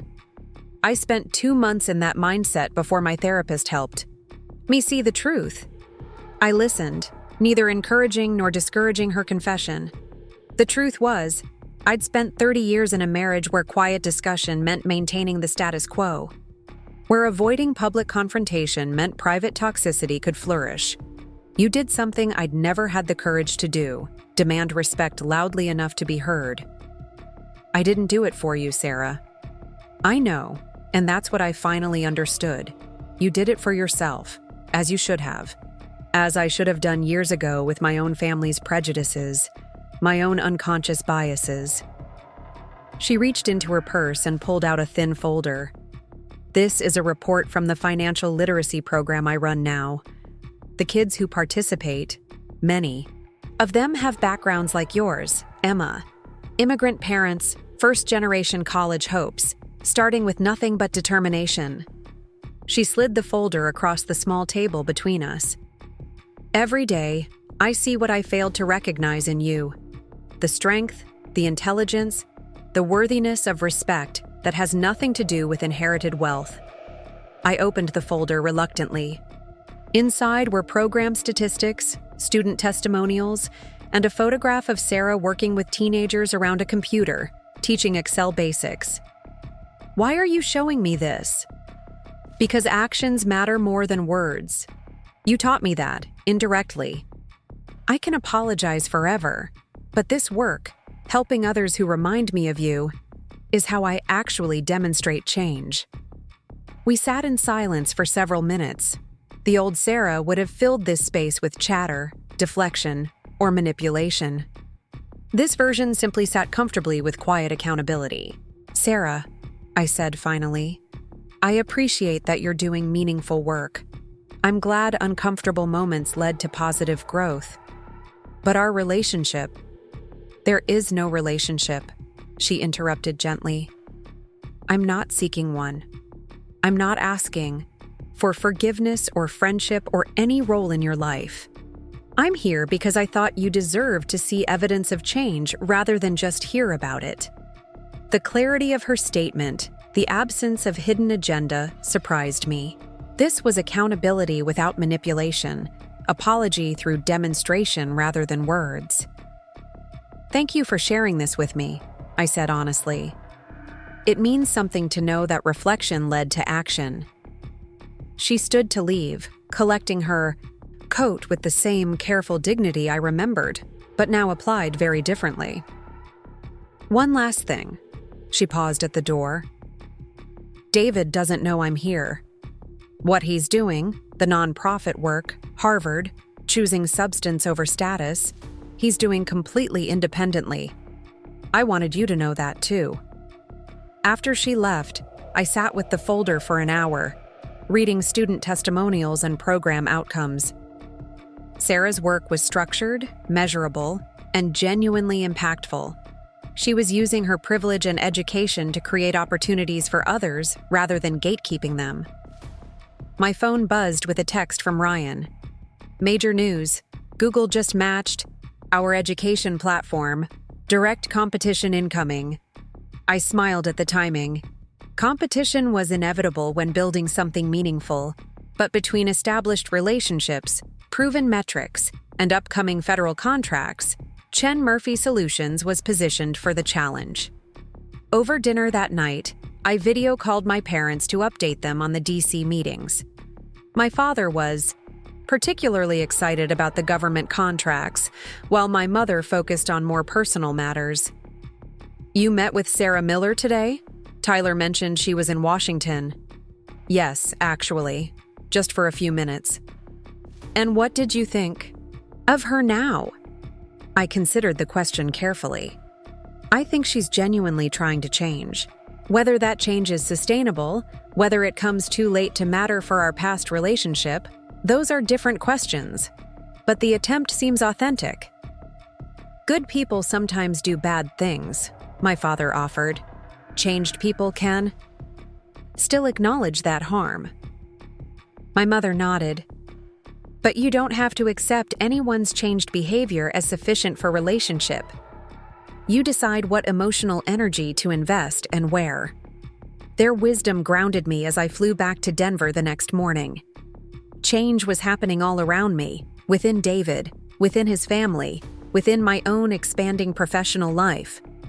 But change, without corresponding opportunity for relationship repair, was simply personal growth that I could appreciate from a distance.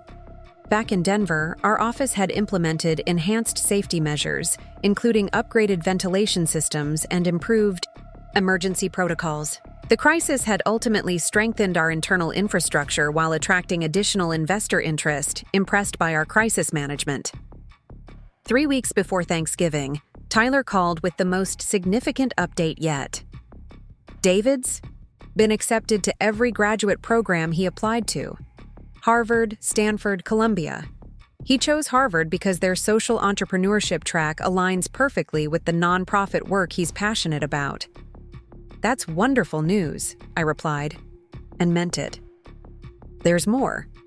He's been invited to speak at a tech diversity conference next month about bridging socioeconomic gaps in tech education. Full disclosure, he's citing your work as inspiration. Nothing personal, just professional admiration for your commitment to democratizing opportunities. The thought of David presenting ideas, inspired by my work, felt complex but not uncomfortable. Professional respect could exist independently of personal relationship. His growth seemed to be following a genuinely new trajectory rather than circling back to old patterns. How is he with all this success? Not reverting to ego-driven behavior? Honestly, he's more grounded than I've ever seen him, Does the work quietly, credits the team extensively, focuses on impact over accolades. It's like watching someone I knew years ago before everything got complicated. That conversation lingered in my thoughts as November's gray skies settled over Colorado. Change was proving possible, but at what cost? The personal upheaval that had catalyzed everyone's growth had been painful and public. Yet the results, David finding meaningful purpose, Sarah committing to community service, me building something that genuinely mattered, suggested that sometimes dramatic disruption preceded authentic rebuilding. The week before Thanksgiving, I received an unexpected email from the Harvard Kennedy School. Dear Ms. Chen, we understand you've been following the development of our nonprofit management program graduate student David Miller. His acceptance to our program included an exceptional application essay detailing personal growth catalyzed by professional challenges and relationship dynamics.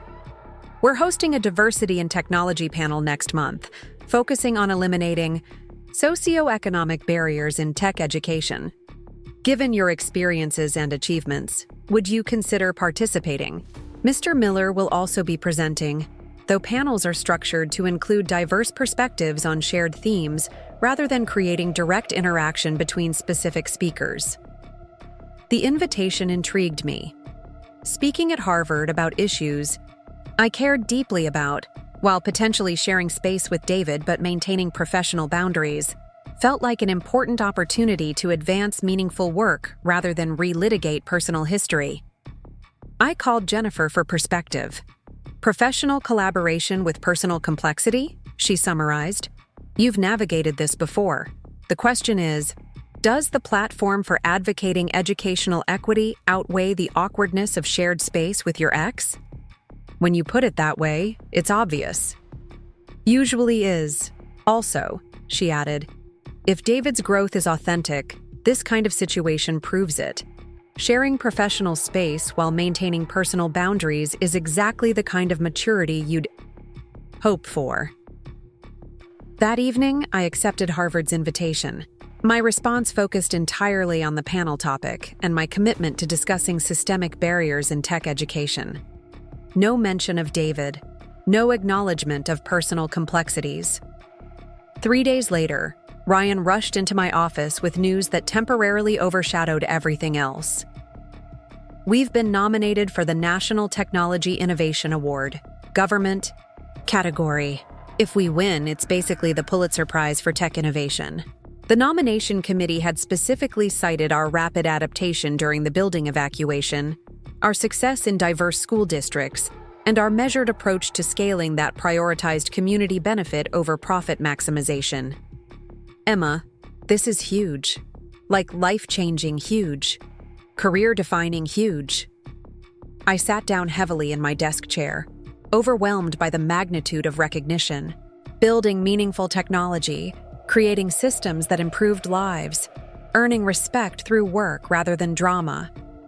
This was the life I'd always dreamed of, the life I'd thought might be compromised by social expectations and family pressures.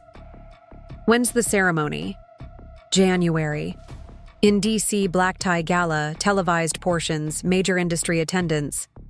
And get this, past winners include the founders of Wikipedia, the team behind GPS navigation, and the developers of the internet's original infrastructure. As we celebrated with the team, my phone buzzed with congratulations from Tyler.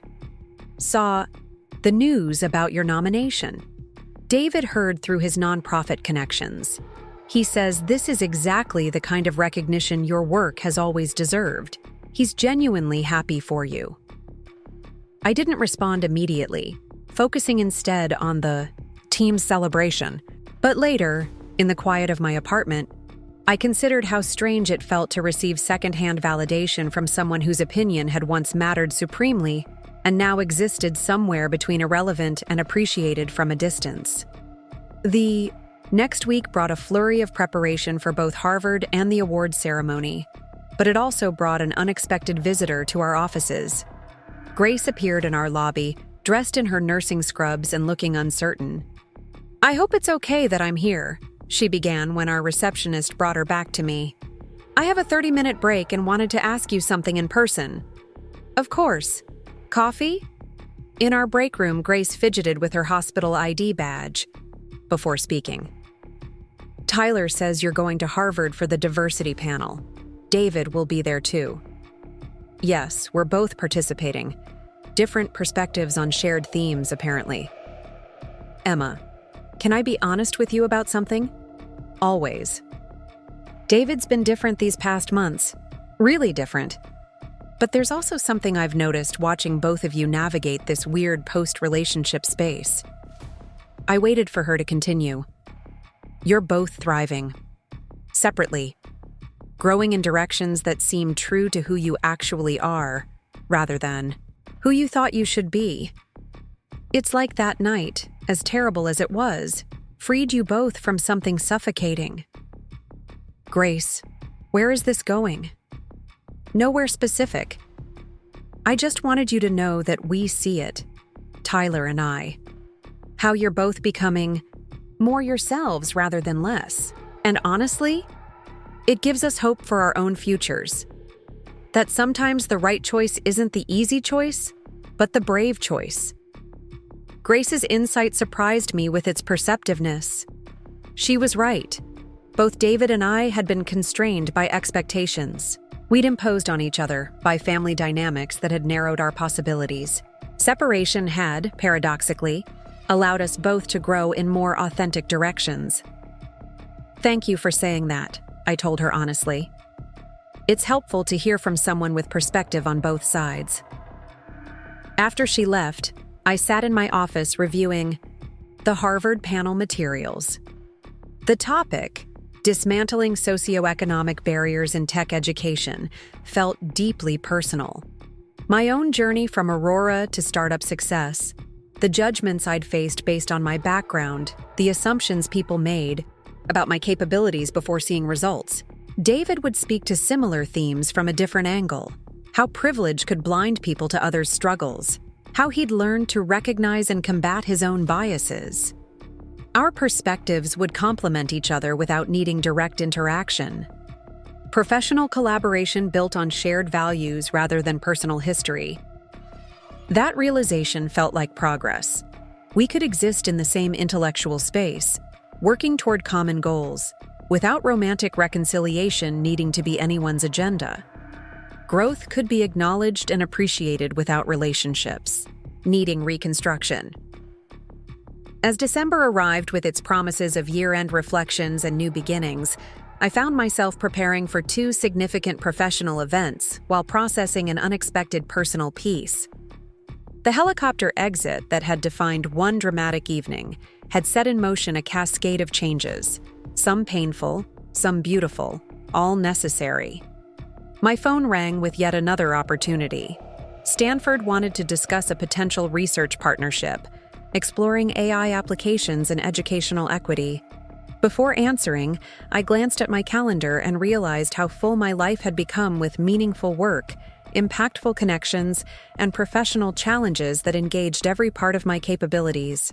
The question of reconciliation with David had become less about relationship possibility and more about maintaining space for parallel growth. Two people transformed by crisis, now building separately toward shared values, navigating modern professional spaces where personal histories could inform work without defining it. Emma Chen speaking, I answered, ready for the next challenge, the next opportunity, the next lesson in how disruption could ultimately serve authenticity. The future remained unwritten, but increasingly, it felt like exactly mine to shape. December brought an unexpected convergence of events that would crystallize everything about the year's transformations. The Harvard Diversity Panel was scheduled for December 15th, exactly 1 week before the National Technology Innovation Award ceremony. And on December 22nd, my parents were hosting their annual winter solstice celebration at the restaurant, a tradition I hadn't missed since starting college. The morning of the Harvard panel, I stood before my bathroom mirror, fastening my grandmother's jade pendant once more. This time, the gesture felt different, less armor, more anchor. I was Emma Chen, presenting at Harvard because of my work, not proving worthiness to anyone but myself. The flight to Boston provided time for final preparation. I reviewed my presentation about creating accessible pathways for underserved communities to enter tech fields, but my mind kept returning to a message from Tyler the night before. David's pretty nervous about tomorrow. Says he wants to give you space while still doing justice to the work. Just thought you might want to know. The Kennedy School's auditorium buzzed with academics, tech leaders, and nonprofit professionals when I arrived.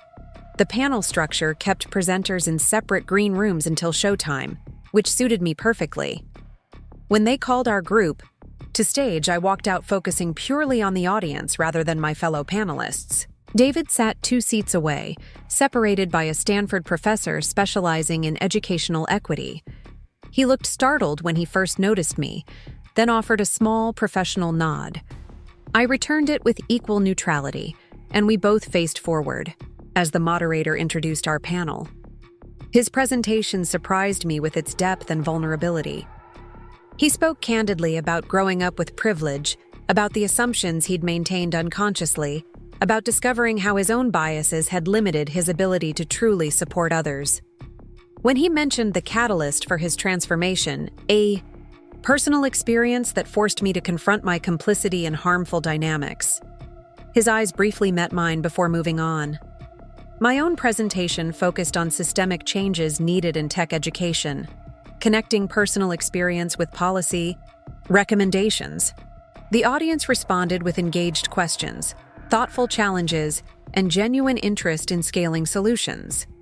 David and I were called on for cross-commentary, responding to audience concerns about implementation challenges. The resistance often comes from those who benefit from current systems, I observed in response to a question about pushback. Exactly, David added, which is why people with privilege need to be the ones initiating change, not waiting for those affected to educate them. He paused, though sometimes external pressure is needed to catalyze that recognition. His last line carried weight only we fully understood. The audience nodded approvingly at what they interpreted as an academic observation, unaware of the personal history informing it. After the panel, we mingled separately during the reception. I was deep in conversation with the Stanford professor about potential research collaborations when David appeared at the edge of our small circle. Dr. Martinez, Ms. Chen, I don't want to interrupt, but I wanted to thank you both for the insightful discussion, he said formally. Your integration of theoretical frameworks with practical applications was particularly illuminating. The professor excused herself gracefully, leaving us with a moment of awkward clarity. You did well, I said simply.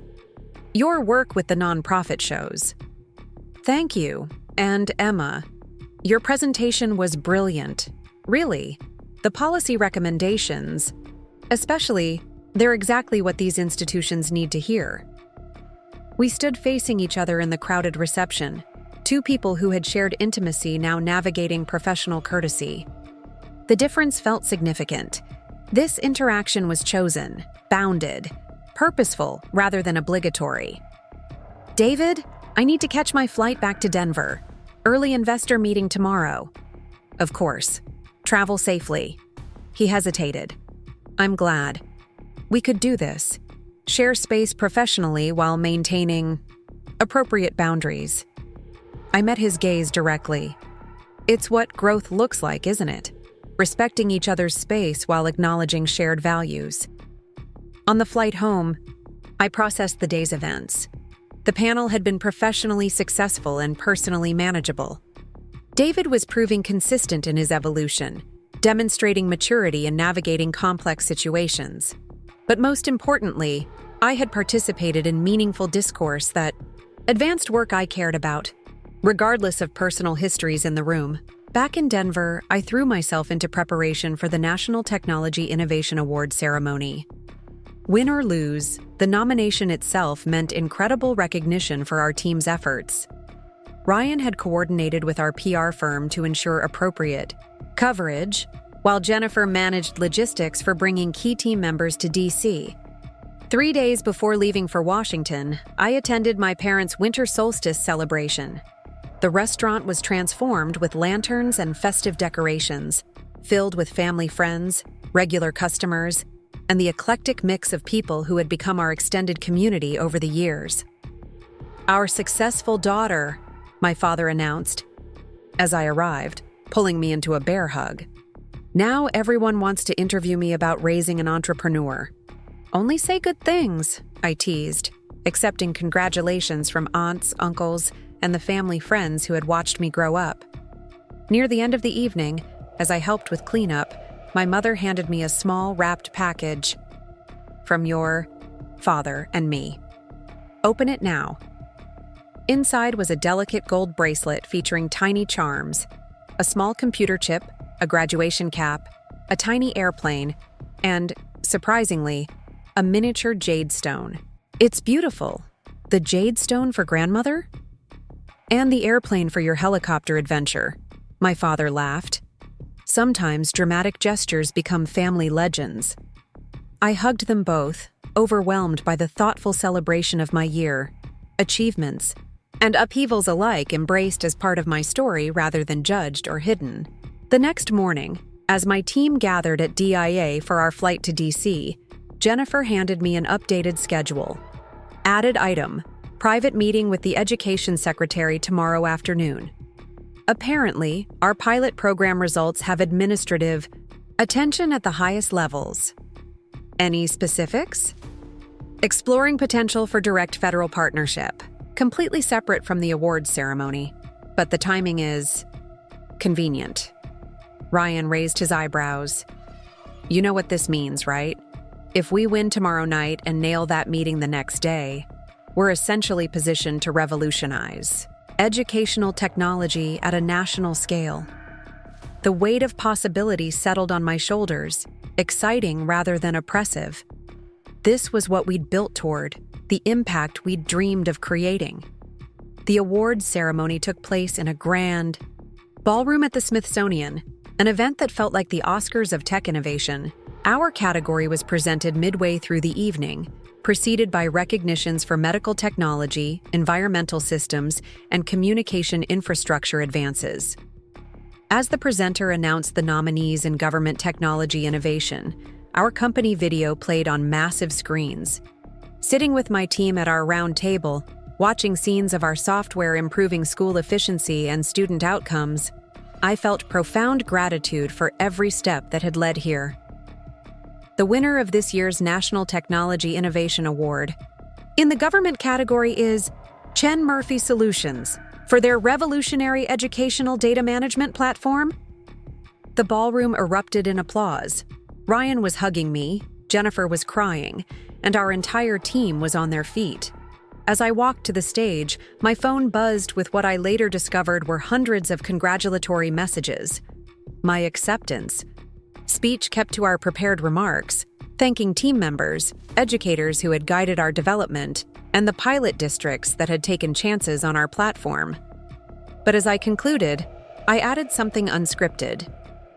Innovation thrives when diverse perspectives intersect, when we build bridges instead of walls, when we create opportunities for those society might overlook. This platform succeeds because we never forgot that technology should serve human potential, not the other way around. Later, during the VIP reception, I was approached by someone I hadn't expected to see. Sarah Miller, attending as part of a Chicago-based education advocacy group. "Emma, congratulations! This recognition is so well-deserved." She looked genuinely happy, not the performative pleasure I remembered, but authentic warmth.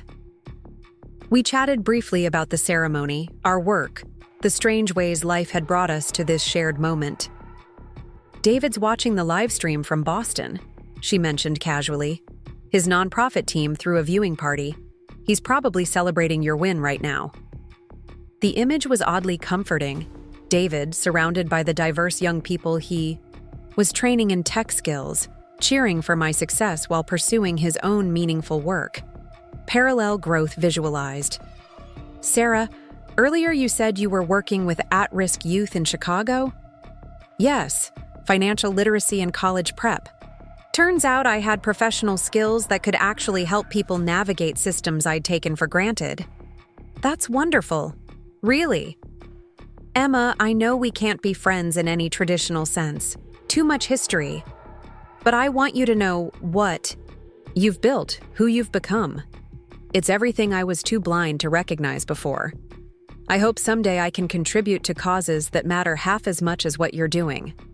We parted with mutual respect, our conversation serving as closure, rather than reconnection. Growth acknowledged, boundaries maintained, individual paths honored. The meeting with the education secretary the next afternoon exceeded all expectations. The federal government wanted to explore a national initiative based on our platform, with Chen Murphy Solutions potentially leading a consortium of tech companies to address educational equity at scale. We're talking about reaching every public school district in America, the secretary explained. But we need partners who understand both innovation and equity, who won't sacrifice one for the other. By New Year's Eve, I was back in Denver, processing a year that had transformed every aspect of my life. Ryan suggested we celebrate quietly, just the core team plus partners and close friends. We gathered in my apartment, with its spectacular view of the city lights and distant mountains. As midnight approached, I found myself reflecting on the year's arc. From engagement party humiliation to national recognition, from defending my worth to building systems that created worth for others. My phone buzzed with a text from Tyler. David's spending New Year's in Boston, volunteering at a homeless shelter. Says he's found more meaning in service than he ever discovered in status. Happy New Year from all of us. You've inspired changes we're still measuring. Jennifer noticed my thoughtful expression. Everything okay? Just thinking about how much can change in a year, how crisis can become catalyst, how defending yourself can lead to serving others, and how dramatic helicopter exits make for legendary stories, Ryan added with a grin. That too, I laughed. As 2024 turned to 2025, I raised my champagne glass to the diverse group gathered in my home. Startup teammates who'd become family, investors who'd become advisors, nonprofit partners working toward shared goals. This was the community I'd built, chosen, cultivated through authentic work rather than social performance. My phone showed one final message as the year ended, from David. No response needed, but wanted to acknowledge that your award and impact this year represent everything you always were and this world needed to recognize. Thank you for teaching me to see value differently. Wishing you continued success. I didn't reply, but the message served as punctuation on a chapter of my life. David was proving sustainable growth. Sarah was demonstrating meaningful service. Their families were slowly rebuilding around more honest foundations. And I was free to continue creating impact without the weight of their histories demanding my emotional energy. February marked 1 year since the helicopter incident. By then, Chen Murphy Solutions had secured federal funding for national expansion, opened our East Coast office, and recruited a diverse team of engineers passionate about educational equity. The work consumed me in the best possible way. On February 14th, not Valentine's Day as anyone might assume, but simply the anniversary date, Grace called with news. David's been accepted to teach at Harvard's Kennedy School next semester. Part-time, working with their social entrepreneurship program while finishing his graduate degree. That's incredible. Perfect fit for him. Emma, can I say something? Of course. Watching you and David this past year, how you've both transformed but also how you've maintained clear boundaries. It's taught me a lot about healthy relationships, about knowing when to change, when to forgive, and when to simply wish someone well from a distance. What's bringing this up? I'm seeing someone new, a fellow nursing student, and I find myself applying lessons from watching you navigate all this complexity, being my authentic self rather than what might be expected. Pride swelled in my chest, not for influencing Grace's choices, but for her ability to extract wisdom from difficult situations and apply it constructively. March brought the official launch of our national educational platform. Schools across America were implementing our systems, students gaining access to seamless digital resources, administrators redirecting energy from paperwork to pedagogy. The impact wasn't just theoretical anymore. It was measurable, meaningful, transformative at scale. During the launch celebration at our headquarters, my phone rang with a call I hadn't received in months. James Miller. "Emma, I hope this isn't inappropriate. I got your number from Tyler." "What can I do for you, James?" "I wanted to congratulate you on the national launch. I've been following your company's progress. Professionally, not personally," he clarified. "My insurance company has been looking at educational technology as an emerging market. Your work is exemplary." "Thank you. I appreciate that." I also wanted to say, Sarah told me about her conversation with you in DC about the nonprofit work she's doing now, the changes our families made. He paused. "We all learned important lessons, though I wish the learning hadn't required such pain. Growth often comes through discomfort, James. For all of us." "Indeed. Well, I won't keep you from your celebration. Just wanted to express genuine admiration for what you've built, and respect for how you've handled everything." After hanging up, I realized something profound. The Miller family was becoming what I'd always hoped they could be. People who recognized and valued contributions regardless of background, who chose authenticity over appearances, who let go of control in favor of growth. But my realization also crystallized something equally important. I no longer needed their recognition to validate my worth. The work spoke for itself. The impact was measurable. The community I'd built was supportive and authentic. Their evolution was positive, but peripheral to my own journey. April brought an unexpected invitation. Harvard wanted me to deliver the keynote address at their commencement ceremony. The irony wasn't lost on me.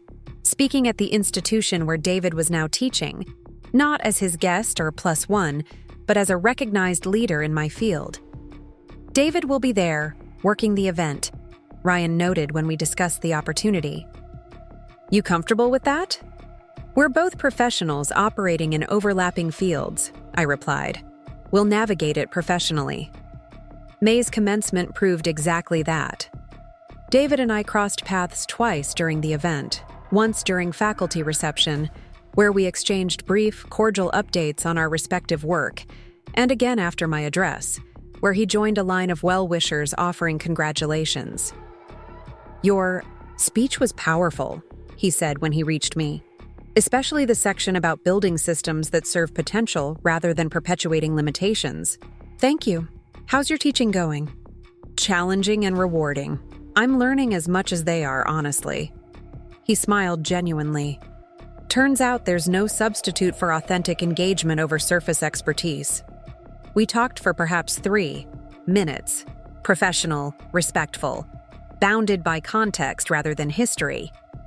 When he moved on to allow others to speak with me, I realized how natural it felt. We could coexist in shared professional spaces without drama, without longing, without needing to rehash or reconcile. Growth had created compatibility of a different kind. June marked 18 months since that pivotal engagement party. Chen Murphy. Solutions celebrated a successful first year of national implementation with improved metrics across every educational district. Our user base had grown to 2 million students. Platform saved schools collectively over $50 million in administrative costs, and student engagement scores improved by 34% on average. The day of our internal anniversary celebration, Tyler called with news that bookended the entire experience perfectly. Dad's remarrying, Mom's invited to the wedding in August. They've both become completely different people since the separation. How do you feel about it? Happy, honestly. They're each happier apart than they ever were together. Sometimes relationships serve their purpose and need to evolve into something else. That evening, as my team celebrated our company anniversary with locally sourced tacos and Colorado craft beer, Jennifer raised her glass for a toast. To 18 months of transformative growth, professional and personal. To learning that, sometimes the most difficult moments create the most important opportunities. And to our fearless leader, who showed us all that sometimes you need to take a helicopter to rise above the noise. As we clinked glasses, I caught my reflection in the office window against Denver's evening skyline. The jade pendant caught the light, now worn regularly as a reminder of strength rather than armor for battle. My grandmother's legacy manifested, differently than she might have imagined, not in marriage or traditional success, but in building systems that multiplied opportunities for others. July brought news that prompted my final chapter in this year-long transformation. David had been commissioned to write a Harvard Business Review article about his journey from privilege to purpose. His editor requested an interview with me to understand the catalyst that had sparked his evolution. I agreed to a phone interview, structured and professional. When David's voice came through the line, it carried familiar cadences, but entirely different substance. Thank you for doing this. I want to be clear that this article focuses on systemic change and policy recommendations. Personal details are only mentioned to establish context, nothing exploitative. I trust you. Besides, controlling the narrative around that night has become less important than the work we're each doing now. We talked for 45 minutes about privilege, unconscious bias, the role of crisis in catalyzing change, and how dramatic moments could serve authentic growth. His questions were thoughtful, his perspective clearly expanded by months of genuine reflection and service. Before ending the call, David added something unexpected. Emma, off the record, the helicopter exit was the best thing that could have happened to me. It sounds dramatic to say it changed my life, but it did. I'm a different person now, better, I hope. And while I can't speak for you, it seems like you're thriving in ways that relationship couldn't support. We're both where we need to be, I agreed simply. August arrived with Colorado's golden light and mountain clarity. As James Miller's wedding approached, a small ceremony in Portland where Sarah attended as a respected guest rather than mourning, ex-wife, I received one final communication that completed the circle. David's mother sent a card with her updated Chicago address. Emma, I'm hosting a mentorship dinner for young women in tech education this October. No pressure, but if you're ever in town for work, the invitation stands. Not as family or friends, but as colleagues advancing shared values. Respect and admiration always, Sarah. I put the card in my desk drawer, neither committing nor declining. Some doors could remain gracefully open without being walked through. Growth allowed for possibility without obligation. September 1st marked exactly 2 years since David and I had started dating. Chen Murphy Solutions announced our next venture, an AI-driven platform to identify and eliminate achievement gaps in educational assessment. Our team had grown to 45 people, with satellite offices in 3 cities. On September 15th, I received a text from Tyler that crystallized everything. Parents' wedding went beautifully, everyone at peace with new dynamics. David presented research on educational equity at the Harvard conference this week, standing ovation. You're both thriving differently but meaningfully. Sometimes the best love stories end, and the best work stories continue. That evening, I called my parents from my apartment, watching Denver's skyline transition from day to night. Mom, Dad, I have some news. We're opening a foundation, Chen Murphy Foundation for Educational Equity, using a portion of our profits to fund tech education programs for underserved communities. Oh, Xiaohua. My mother's voice warmed through the phone. We're so proud. You're building something that matters. Just following your example. You came here with nothing and built something that fed the community. I'm trying to do the same, in my own way. October brought Stanford's invitation to speak at their AI and Ethics Symposium. The topic? From disruption to development, Using Technology to Democratize Education.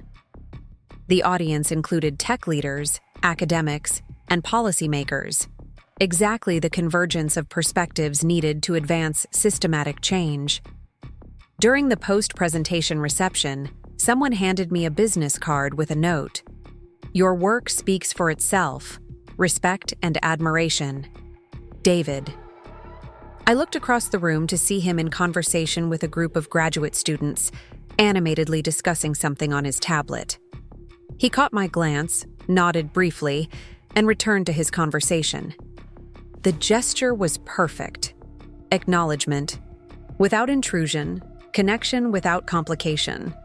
November brought an unexpected full-circle moment. Henderson Aviation, the helicopter company, invited me to judge their innovation contest for sustainable urban transportation. The pilot who'd executed my dramatic exit was now their VP of Corporate Partnerships. Ms. Chen, I have to say, that night remains our company legend. First and only client to use emergency services for relationship closure. And still one. Of your best tips, I imagine? Definitely. But seriously, your subsequent success brought us significant business. Tech executives love dramatic gestures, apparently. December 1st marked 1 year since winning the National Technology Innovation Award. Chen Murphy Solutions had implemented platforms in 15,000 schools, impacting over 3 million students. Our user satisfaction ratings consistently exceeded 95%. Universities were studying our implementation model as a case study in successful public-private educational partnerships. December 15th, 1 year after the Harvard panel, brought an email that captured the full year's journey. Emma, tomorrow is the anniversary of our panel discussion. This year has been transformative for the David Miller Youth Technology Initiative. We've expanded to 15 schools and graduated 127 students into tech pathways. I'm writing because the Department of Education is creating a National Council on Tech Equity in Education. They've asked me to recommend candidates.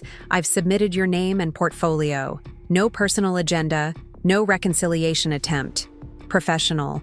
Recognition for professional excellence. Best regards, David. I forwarded the email to Jennifer without comment. Some bridges were best maintained professionally. Some distances were healthy. Some growth was parallel rather than convergent. December 22nd brought my parents' annual winter solstice celebration again. This year, the restaurant was packed beyond capacity, requiring us to expand into the adjacent event hall. Former mayor, current city council members, university presidents, startup founders, and the eclectic mix of Aurora's working families all celebrating together. 2 years ago, my father announced to the crowd, our daughter was an engineer with big dreams. Today, she's changing how America educates its children. But more important, she knows who she is. As the crowd raised glasses, I thought about the jade pendant warm against my skin, about helicopter exits and ground-level work, about dramatic gestures that catalyzed quiet transformation. December 31st, 2025. Chen Murphy Solutions hosting our team celebration at the office. As midnight approached, my phone buzzed with messages from across the year's journey. Ryan, best business partner ever. Here's to changing the world, one algorithm at a time. Grace, Happy New Year, Emma. Still the best example of standing up for yourself, I know. Tyler, your impact keeps rippling. Thanks for showing us all what authentic looks like. Sarah, the kids at our financial literacy program all want to be tech entrepreneurs now. You inspired a generation.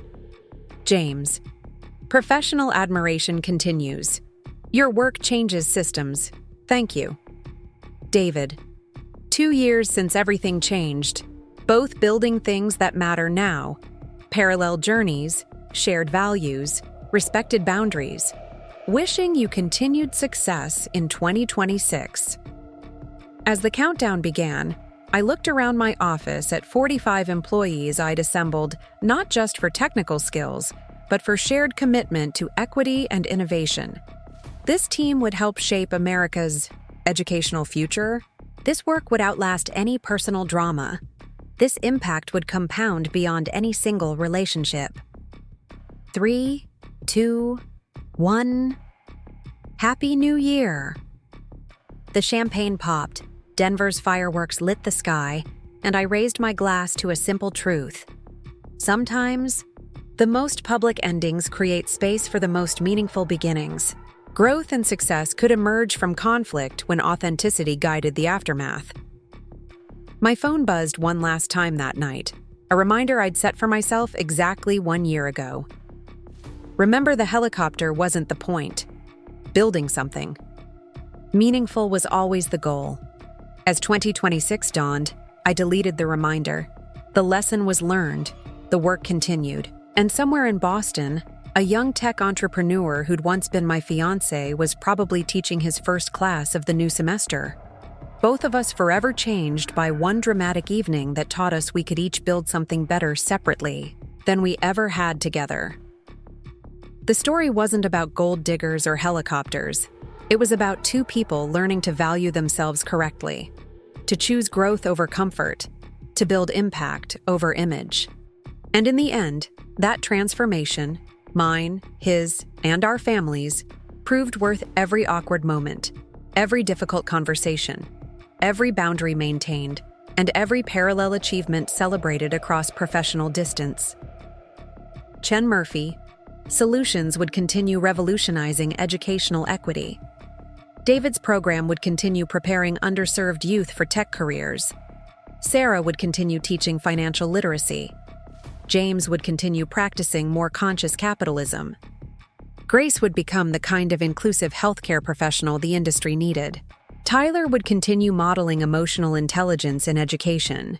And I would continue wearing my grandmother's jade pendant not as armor, but as a reminder that strength manifests in multiple forms, sometimes in helicopter exits, sometimes in quiet persistence, always in authentic action aligned with genuine values. Some stories end with closure, others end with evolution. This one ended with possibility. For impact, for growth, for the kind of change that ripples outward beyond individual relationships into systems that shape how we educate, employ, and empower future generations. As morning light streamed through my office windows, illuminating Denver's perpetual possibility, I began drafting the memo that would launch our next initiative. Chen Murphy Student Innovation Grants, providing full scholarships and mentorship for students from underserved communities to develop their own tech solutions for educational challenges. The work continued, the impact expanded. The story, technically ended with one dramatic helicopter exit, really just transformed into something larger. A movement, a mission, a model for how personal disruption could catalyze systematic progress. And perhaps that was the real moral. Sometimes it takes a helicopter to rise above the noise and see clearly what matters. But it takes consistent ground-level work to build something lasting. Both were necessary. Neither was sufficient alone. The measure of success wasn't in the drama of departure, but in the substance of what got built afterward. By that standard, everyone in this story had ultimately succeeded, not by returning to what was, but by creating what could be. Up next, you've got two more standout stories right on your screen. If this one hit the mark, you won't want to pass these up. Just click and check them out.